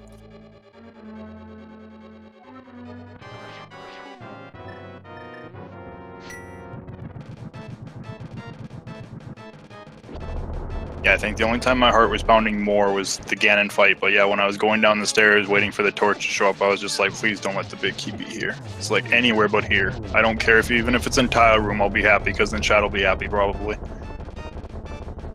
Well, Tyrone's kind of one of the better locations to be, just for the simple fact that you know it's going to hurt your opponent as much as you.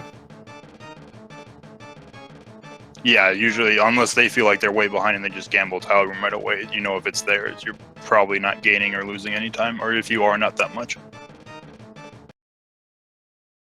Yeah, that's true. Huh.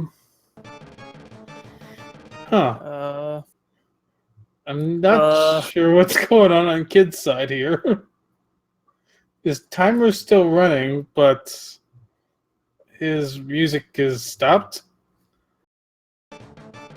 Yeah, it seems to be cutting in and out, and he was just kind of sitting there. I'm not really sure what's going on his side there. He's still in the race. Oh, there he goes. I wonder if he took a bathroom break or something. Maybe. I mean, at this point, if there's no need to hold it or anything.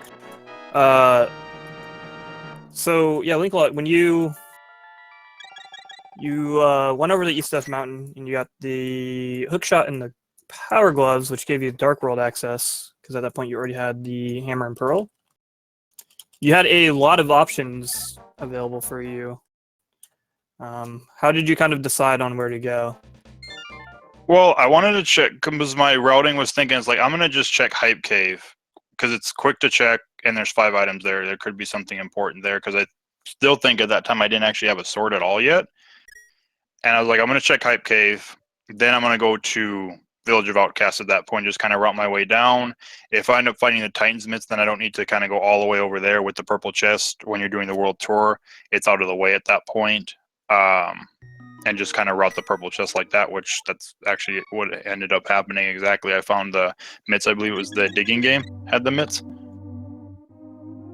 Yeah, that was a super convenient spot to find those mitts, because yeah, as you mentioned, you were right there next to that blacksmith.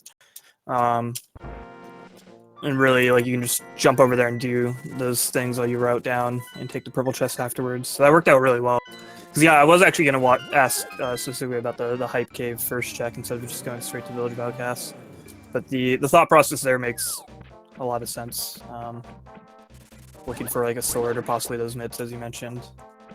Yeah, I mean, just even anything, just because how quick it is to check it. Just, you know, especially when you have Flute and you don't have to save and quit, to just go to Flute to Link's house and then check it. It's, you know, not that much extra time just routing in with the rest, but then you've got 5 items that are sitting there and could be something important. You know, if Fire Rod was there, then I could have immediately, and I had a sword, I could have went right into Skull Woods at that point instead of putting it off.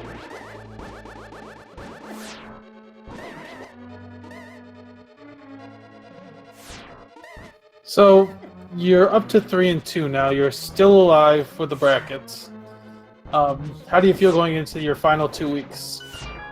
I'm feeling really good after this seed.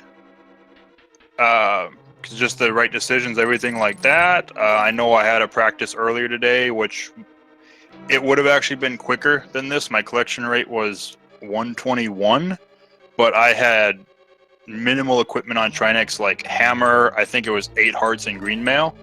No half magic and no potions at all. So it was a brutal fight, and I sat there in 15 minutes trying to get in with a hammer because I only had fighter sword at that point when I had to fight him. So it was just brutal, but I would have been just above probably a 120. So after that, and then this seed I'm feeling really good. I know it's just going to get tougher. Next week's, I know 3 and 2 is going to be even tougher than 2 and 2. So we'll see how next week goes.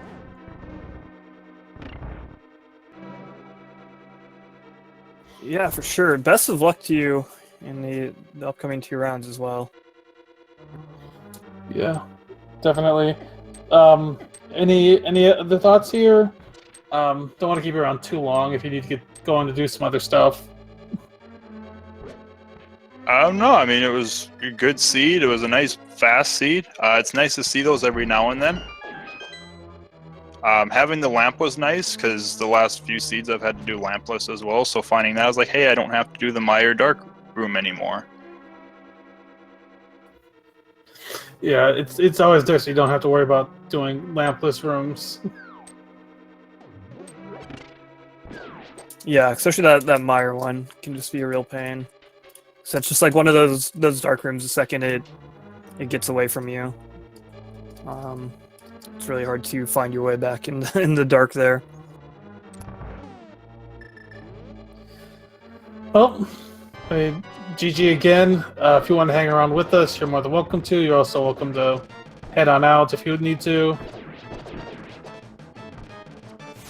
Yeah, I'll probably head on out because it was an early morning for me this morning, so I probably actually want to get some sleep because I have to be up early tomorrow for work, so all that fun stuff. All right. Yeah, of course, again, beautiful seed, and congratulations on the win there, and best of luck in the upcoming rounds. All right, thank you very much. So, Kidofseph just finished up Vitreous, is grabbing his 7th crystal, and now he will make the climb to Ganon's Tower. Yep, a nice Vitreous fight from him. Yeah, he's sticking it out, hasn't forfeited yet. He's going to finish the seed, which is a good sign. Get your practice in while you can. So, what number chest do you think the big key is going to be in, JP? So for Seph's checks, I'm not sure. Not sure which way he's gonna go. It's funny how even knowing where it is, it can be a hard question to answer. But yeah, because you don't know exactly which way he's gonna go. Is he gonna go full left first? Gonna go right then left? Is he gonna go full right? I mean, we can limit the list down a little bit, but we can't limit it down too much.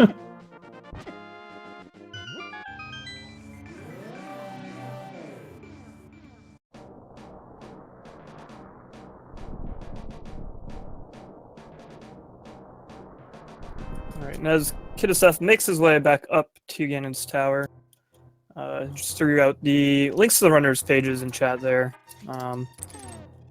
Be sure to drop them a follow. They both played very well. If you want to catch more of SirLinkalot in the future or Kidofseph, please go ahead and just drop them a follow.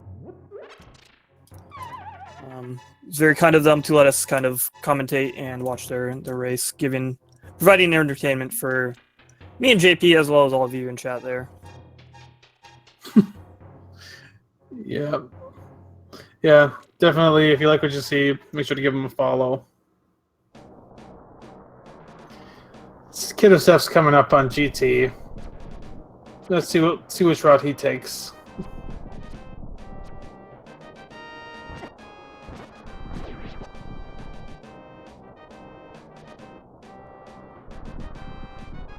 So when you're in this situation in a race where you're coming up on GT, your opponent finished, well, at this point, 18 minutes ago.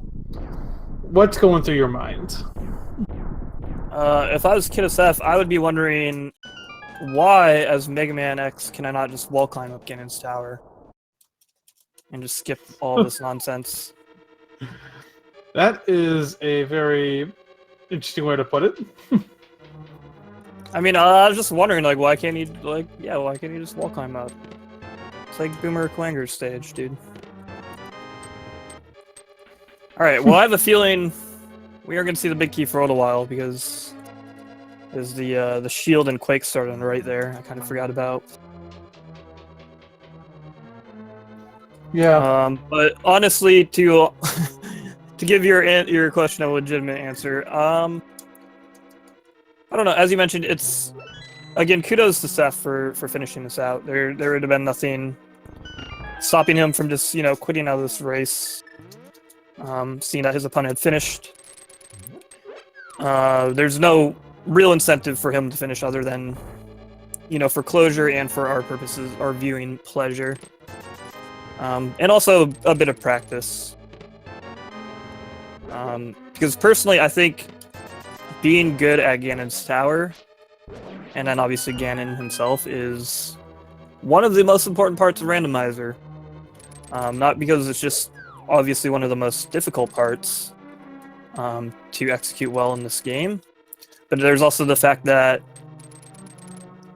in every standard Randomizer, you are guaranteed to have to do Ganon's Tower and Ganon every time. So, just getting into practice, and hey, it's the Ice Rod. Do you think we're going to see a Trinex in this seed? I don't think so. I feel like that's a little bit out of the way.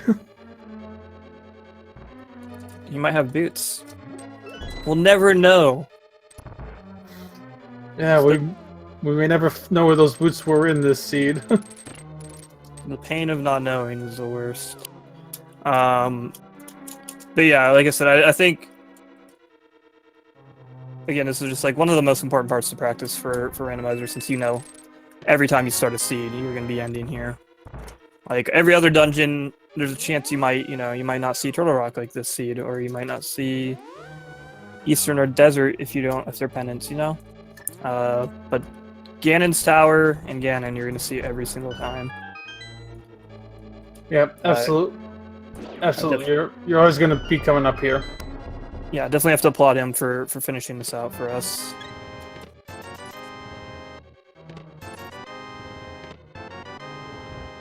I feel like those chests got progressively worse as you open those. That was Ganon's trash bin right there. And obviously Kid wasn't pleased if he wanted to bomb that single arrow chest. So it's weird to think about.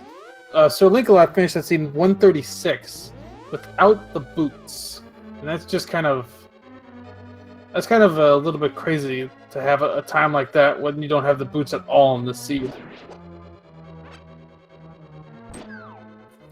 Well, the boots in terms of as a time saving device, I think they're overvalued, they're over exaggerated. At least in terms of just pure movement. They do help a substantial amount compared to I think doing the NMG run without boots, aside from the required couple of points when you have to get the book in Desert, Palace Smolky and stuff. Only saves a minute. It saves a much smaller amount of time than you'd think. And Randomizer can save a bit more just because there's a lot more of that general overworld movement.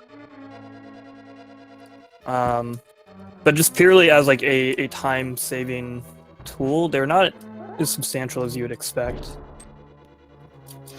That's fair.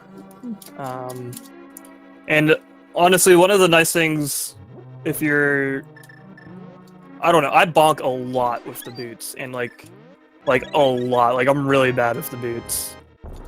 And so optimizing your movement with the boots is a lot more difficult compared to not having the boots. That's true. Bonking can definitely be a problem if you're not used to running with the boots too often.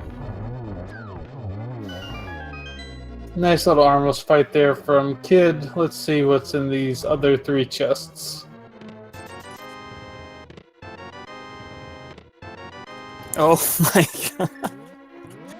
The map and compass and the $20. And clearing most of the rest of the GT and not even getting a gold sword out of it. What a rip. Oh, unfortunately, there's only one more chest that could have something different than what we've seen, but I doubt Kid is going to check it, and that would be the tile big room chest? check. Oh yeah, the big chest too. Or is he going to check tile room? Yes, he's doing it. Oh my god, I love him. He's doing it for the fans. Yeah, I don't think he knows the cape trick to. I was gonna say he. Wow, wow, JP. Can you believe you're just like you're attributing it to a lack of knowledge. That's just rude. I was gonna say he's doing it the brave way and not cheesing it with the cape. He's opting to do this intentionally. Okay, yeah, I'll give him credit. He's doing it the brave way. Obviously, I don't know why I said that. He's appreciating the work that went into this game, the design processes behind making that tile room as a interesting challenge, rather than just cheesing it with the cape and holding onto the wall. Or maybe he doesn't know. I don't know. He probably doesn't know. The cape trick is honestly not a trick I knew for a long time either. Just another weird programming quirk of this game. Yep.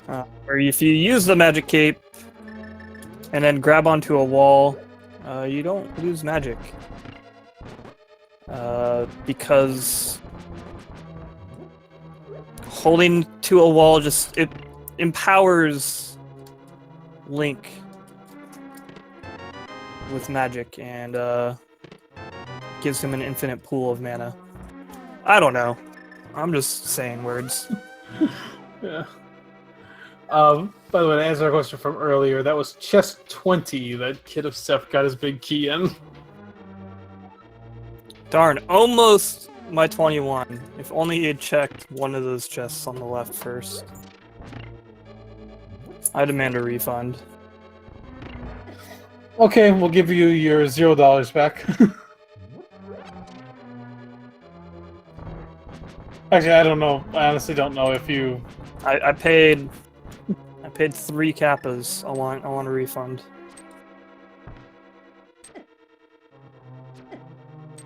Okay, we'll give you. I'll have to shoot Fiesel an email. Yeah, he might be able to help you there. Maybe you can get a kappa or 2 back. Yeah, that was a nice Mimics too from Kid there, actually. I really like that room. The Mimics 1 and Mimics 2 room are always kind of a pain to deal with, even with the silver arrows. Just because, like, manipulating the movement of the Mimics in the first room can be annoying, and then you have that spiky, bouncy. What are those things called, JP? The spikes that bounce up. Do they have a special name? They can't just be bouncy spikes. Actually, I'm not 100% sure. I feel like there is a special name to them.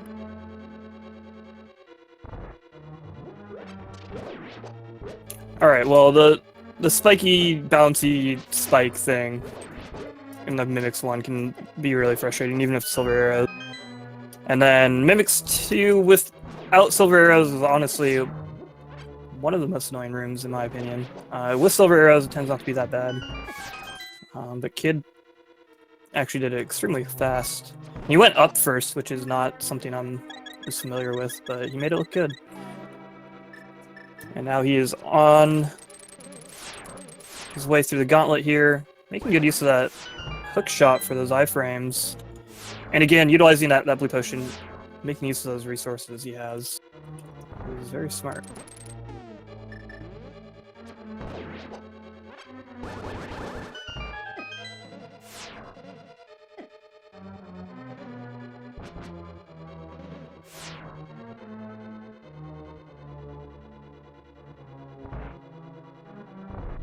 Looks like, as far as I can tell, the official name of those is like just Blade Trap. Blade. Alright. Well, I think that has to go up there on the top 5 Zelda enemy names. Up there with Ropes and Keys. But yeah, that was a very nice Lammo 2 from Seth there. 3 quick ones with the Silver Arrows, taking them out.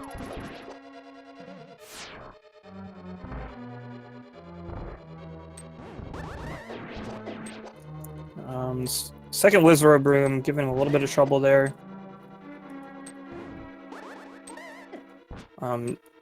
He had a general idea of how to do kind of, I guess, the optimal strat, but he was under the Samaria block, which you wanna be to the right of it and face left. That way you don't accidentally push it up like he did, and then you can break it to hit those 3, and then try to move over and slash the top right one. Yeah, it took me a little bit to figure out that trick. Yeah, you just want to basically stand like you want to give yourself a tile distance between you and the bottom left Wizrobe.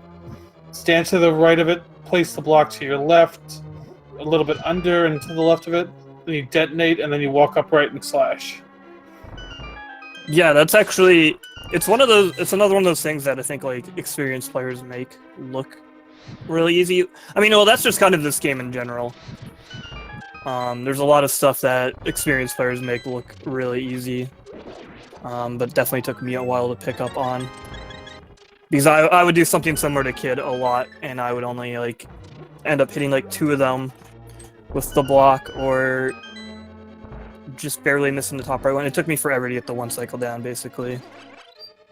Yeah, as much of a difference as it is, it's not that much of a difference. It's like standing below the block versus standing to the right, but the extra frame or so you have is just enough to get to the top right in time to hit it, as Kid takes a fall on Moldorm.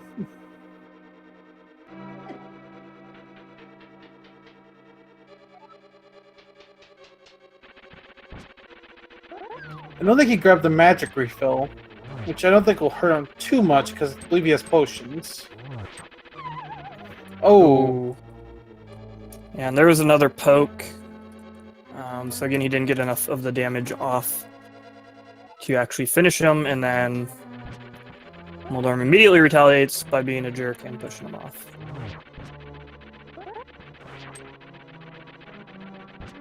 Yeah, this Moldorm 2 fight can actually be surprisingly annoying without the boots. Oh man. And then it just starts compounding on itself. Because obviously the boots are really nice since you can dash through for your initial hit and then go for a spin slash.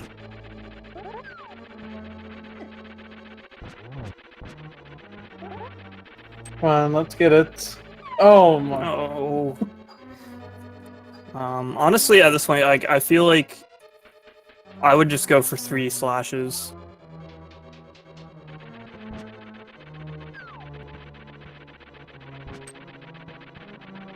Ooh.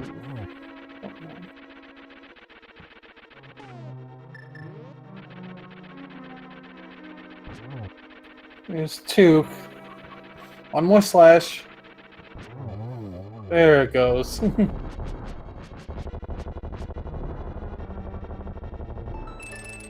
Definitely some frustration building.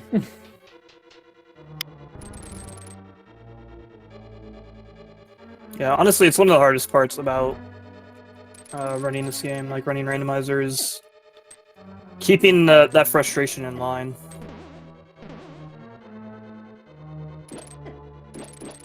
Because little mistakes like that can kind of build up on you, and you get frustrated, and then as a result, you get less focused and you start playing worse. And then it kind of just like snowballs on you. Yeah, exactly. Which again is why I just want to give Kid some more kudos for seeing this seed through to the end.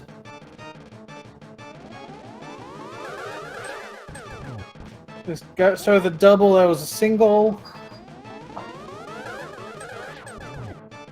Another single.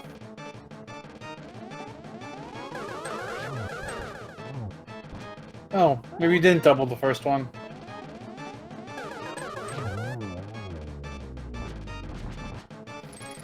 So 4 doubles and... No, 4 singles and a double.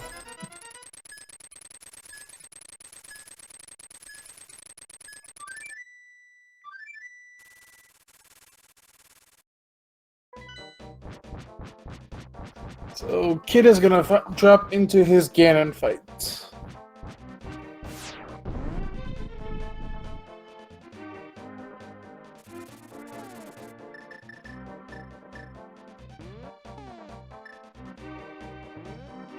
We see that he's in pretty good shape. 2 blue potions and a green potion.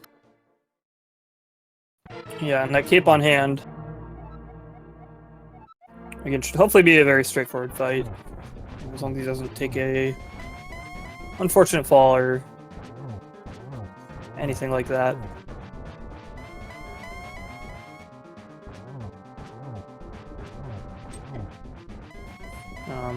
Kind of one of the important things here in the Ganon fight is just not to get too overzealous or too cocky. Sometimes slower is better. Should be more than enough to take him into phase 2. Or phase 3.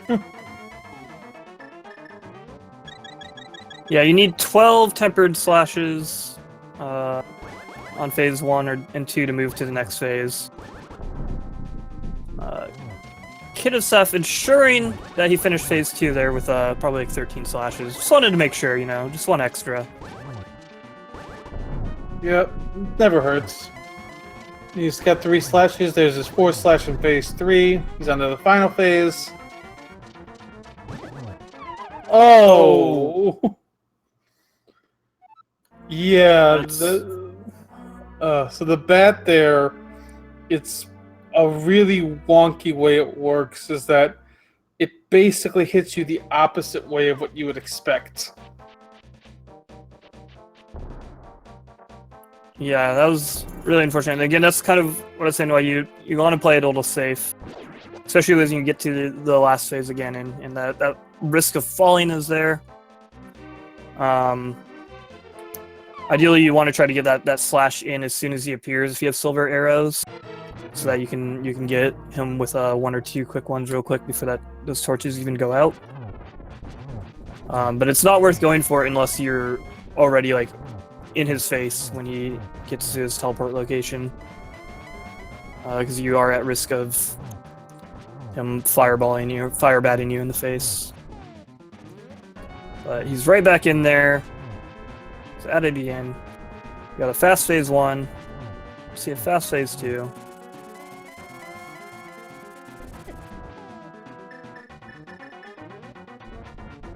Didn't get quite enough slashes in the first part of phase 2.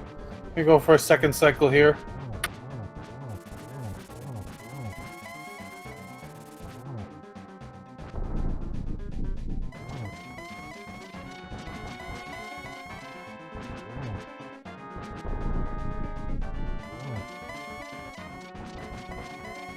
Two slashes in phase 3 down, just 2 more to go.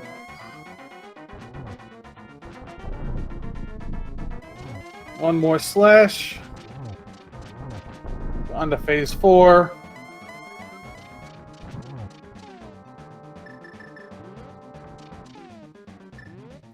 Gets 1 arrow in him, and then gets the torch glitch.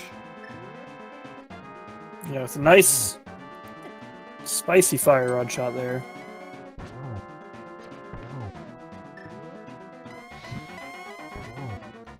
Just a couple more hits. Yeah, number 2 and 3 real quick there. And 1 more. There we go.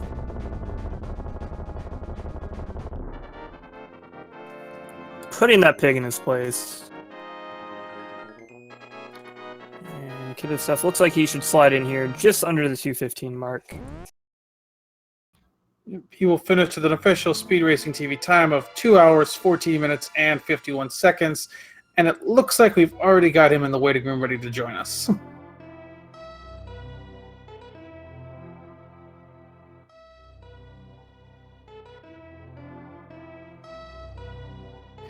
Welcome, Kidofseph. Gonna work on finishing your run there. Wow, thank you for sticking with me during that. Okay, so we have to start with this. What happened with the cane? Are you talking about Ice Palace? Or just in general? I think just in general, like with finding that cane on Zora, because it looked like you went up there early, but didn't talk to Zora. Welcome. Right, I Kidofseph. wanted to just get the fountain out of the way quickly and go back down to, I think it was Ice Palace that I was going to at the time. Not thinking that Zora was going to have anything, because I can't tell you the last time that I ran a randomizer where Zora had something, so I actively routed that out this time, and the one time that I do, it kicks me in the butt. Yeah, I just wanted to throw in my own congratulations on finishing. And definitely kudos for sticking through all the way to the end there. Thanks. Yeah, I had some controller problems in the beginning. I ended up using a backup one. That's why my movement was kind of boxy, no diagonals. Okay, yeah, I noticed that a little bit too. I didn't mention it. I saw someone in chat mention it too, actually. I was wondering about that. So that makes sense. But yeah, that was an unfortunate situation with the cane. Yeah, as you mentioned, a lot of times you could skip out on that check and you'll be fine. And unfortunately, it just wasn't the case here. And yeah, and then into Ice Palace after. And then After I beat Cold Stare, my controller decided it wanted to disconnect. So apparently the SNES 9X no longer wanted to recognize it, so I had to quickly configure my keyboard again so I could save and then restart the emulator. Yeah, we were kind of wondering what was happening there after Cold Stare. We thought maybe you were just taking a bathroom break. No, if I'm like 20 minutes away, I'm usually good with finishing it up. Okay, that does make sense though, and why you kind of stopped there mid race. So Yeah, but I can't. I mean, the controller didn't cost me a half hour in this. It was all routing, so I can't put any blame on anything except for myself for this one. yeah, it was an interesting seed in that, like your opponent, it just routed it really well. Just had a lot of his choices pay off. He even mentioned, like in the interview, that in this seed there was really very little to nothing you got out of any of the dungeons. Yeah, I noticed that too. Almost everything was on the world map. I'm trying to think. Now that you mention, I'm actually trying to think back to the dungeons that I did, and I mean, I think I got like a sword upgrade in one of them. yeah, there's a sword in Ice Palace, and then like kind of like the mirror and flute and like hammer were part of the escape sequence. But like outside of that, really just nothing. Like the dungeons were extremely sparse. And yeah, so that's kind of like, again, where it is a little unfortunate with the routing for you, because you not only did you miss out on that game, but you did we're focusing a bit more on dungeons compared to your opponent, Linkalot, who did do a lot of the overworld first. And so it's kind of just those two different mindsets there, and it just didn't really work out for you. Yeah, that was another thing that watching a lot of the tournament, I started to consciously make the decision that if I have access to do most of a dungeon where I'm still kind of locked out of maybe one item, I'll still do it. Just because, I mean, my last race, I needed bow and hammer to get through pod, and I put that off forever. Last place I go is pod. Hammer and bow are in pod. Yeah, that definitely can be a tough thing to shake. Is when you get burned by something in one race, you kind of overcompensate, and it affects your next race. And I mean, it's not necessarily that it's bad plays or anything. I mean, it's hard to say. Like, most runners in this tournament don't make bad plays. They just make the wrong play in terms of the seed. Right. And yeah, like I mean, in that example, I think kind of to build on what JP's saying is like it can be really easy to have like a knee-jerk reaction to like, oh, like last seed, putting off pod forever costs me like a bunch of time, and so like next time you're like, oh, I'll go into pod early, but then that time like it doesn't pay out. Right. So yeah. it's important not to have those knee-jerk reactions, because I mean, especially in that reaction, like that kind of situation, like I would just accept that like sometimes you're gonna get unlucky, and if you put off pod because you don't have bow and hammer and they're both in there, well, that just happens sometime. Yeah, it's all random, So, but I mean, overall, I was pretty happy with at least the way it played. I honestly do like finding a lot of things on the world map and just being able to dungeon dive and finish it up that way. But this time I didn't keep my mind open enough to go up to Zora.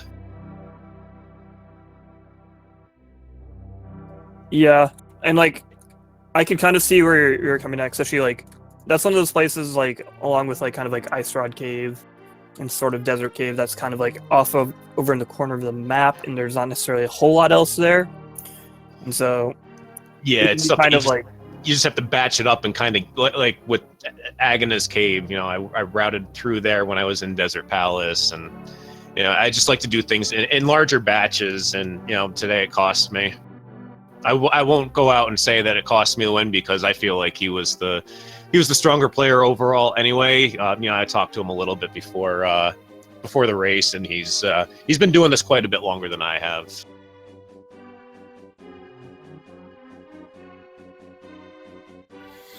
Yeah, for sure. It's understandable. I mean, yeah, it was his day. He just had a really good run, and those days happen. Yeah, he like made just like a lot of the right calls. Like he routed extremely well. Like you played really well, like especially like just overall execution wise. It was just kind of, again, unfortunate skipping out on the Zora, taking a little bit longer to get over to like Meyer area and things like that. That unfortunately just in this seed were the kind of the wrong calls for this seed. So, yeah. So you're falling to 2 and 3, likely out of the bracket, but still have 2 more matches to play. How do you feel going into your last 2 weeks? As well as I've felt for the last 5 weeks. I'm just trying to go out. I'm not really going out there to compete against the other person. I'm just going out there to compete against myself. I was trying to put up the best time that I can. So that's what I'm going to do for the rest of the tournament. Hopefully, I can get to 4 and 3. Maybe possibly squeak into the brackets. But overall, the tournament's been a very positive experience, and it's been a lot of fun. Okay. Absolutely, that's like the perfect mindset to have for it.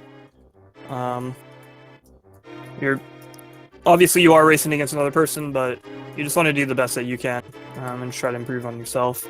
And always just kind of have in mind that rando's gonna rando, and sometimes even if you make the right call, it doesn't work out, and so on. So I really love that attitude, and I do hope you do win your next 2 rounds. Thanks, and like I said, everybody that's been involved with the tournament, every opponent that I've had, they've been very, very friendly. I haven't had any issues contacting anybody. Everybody's been very nice, even in the, just chatting with everybody in the Discord. It seems like it's a very good community that I'd like to become a part of. I would actually say if you've been playing for a good amount of time, you're already part of the community. It doesn't take too long to get integrated into it. Yeah, absolutely. It's a great and friendly community. So I think with that, we can start wrapping up. Do you have any final thoughts, Kid? No, that's it. I think that's all I have. I'd like to thank you guys for doing the commentary, and especially Feasel. He seems to be the one that's doing every restream that I get even outside of this tournament. So, a big thanks to him too. Yep, and thank you to running for us for here today. So I think with that we can wrap up here. Thanks to our runners SirLinkalot and Kidofseph for running for us today. Thanks to our tracker, Lincoln Zelda Rules. Also, thanks for Speed Gaming for the restream today. Look, we still have some more Link to the Past Randomizer tournament action going on today. See what else is on the schedule. Looks like we've got another race on Speed Gaming 2 that started at 7 o'clock, or 8 o'clock actually, between Smoke and Faraimi. We've got at 9 o'clock starting Song Leaves and Toj So. I'm not sure if I pronounced that right. And then we've also still got another 3 races coming up later tonight as well after that. And then, of course, there's plenty of other stuff to watch on the Speed Gaming Network, so make sure to look at the schedule below, take a look, see what other tournaments are going on, maybe pop into some of those, and enjoy some of the other action. So, with that, Swerve, thanks for joining me here today. I'll let you close this out. Yeah, absolutely. Thank you. It was my pleasure. It was great doing commentary with you, JP. I threw the links in chat there. Please, drop a follow on the runners, as well as me and JP as the commentary, and Lincoln Zelda Rules as tracker down there. If you are so inclined, we would really appreciate it. Keep your eyes on that schedule. Like I said, there's a lot of randomizer coming up for the next few weeks, as well as other tournaments going on the Speed Gaming channel. Shoutouts to the Hat in Time tournament that's going on right now. In particular, if you haven't seen that, the game's an amazing speed game. So if you see one of those races going on, you should pop in there. Other than that, have a great night. JP, have a great night, everyone. And until next time.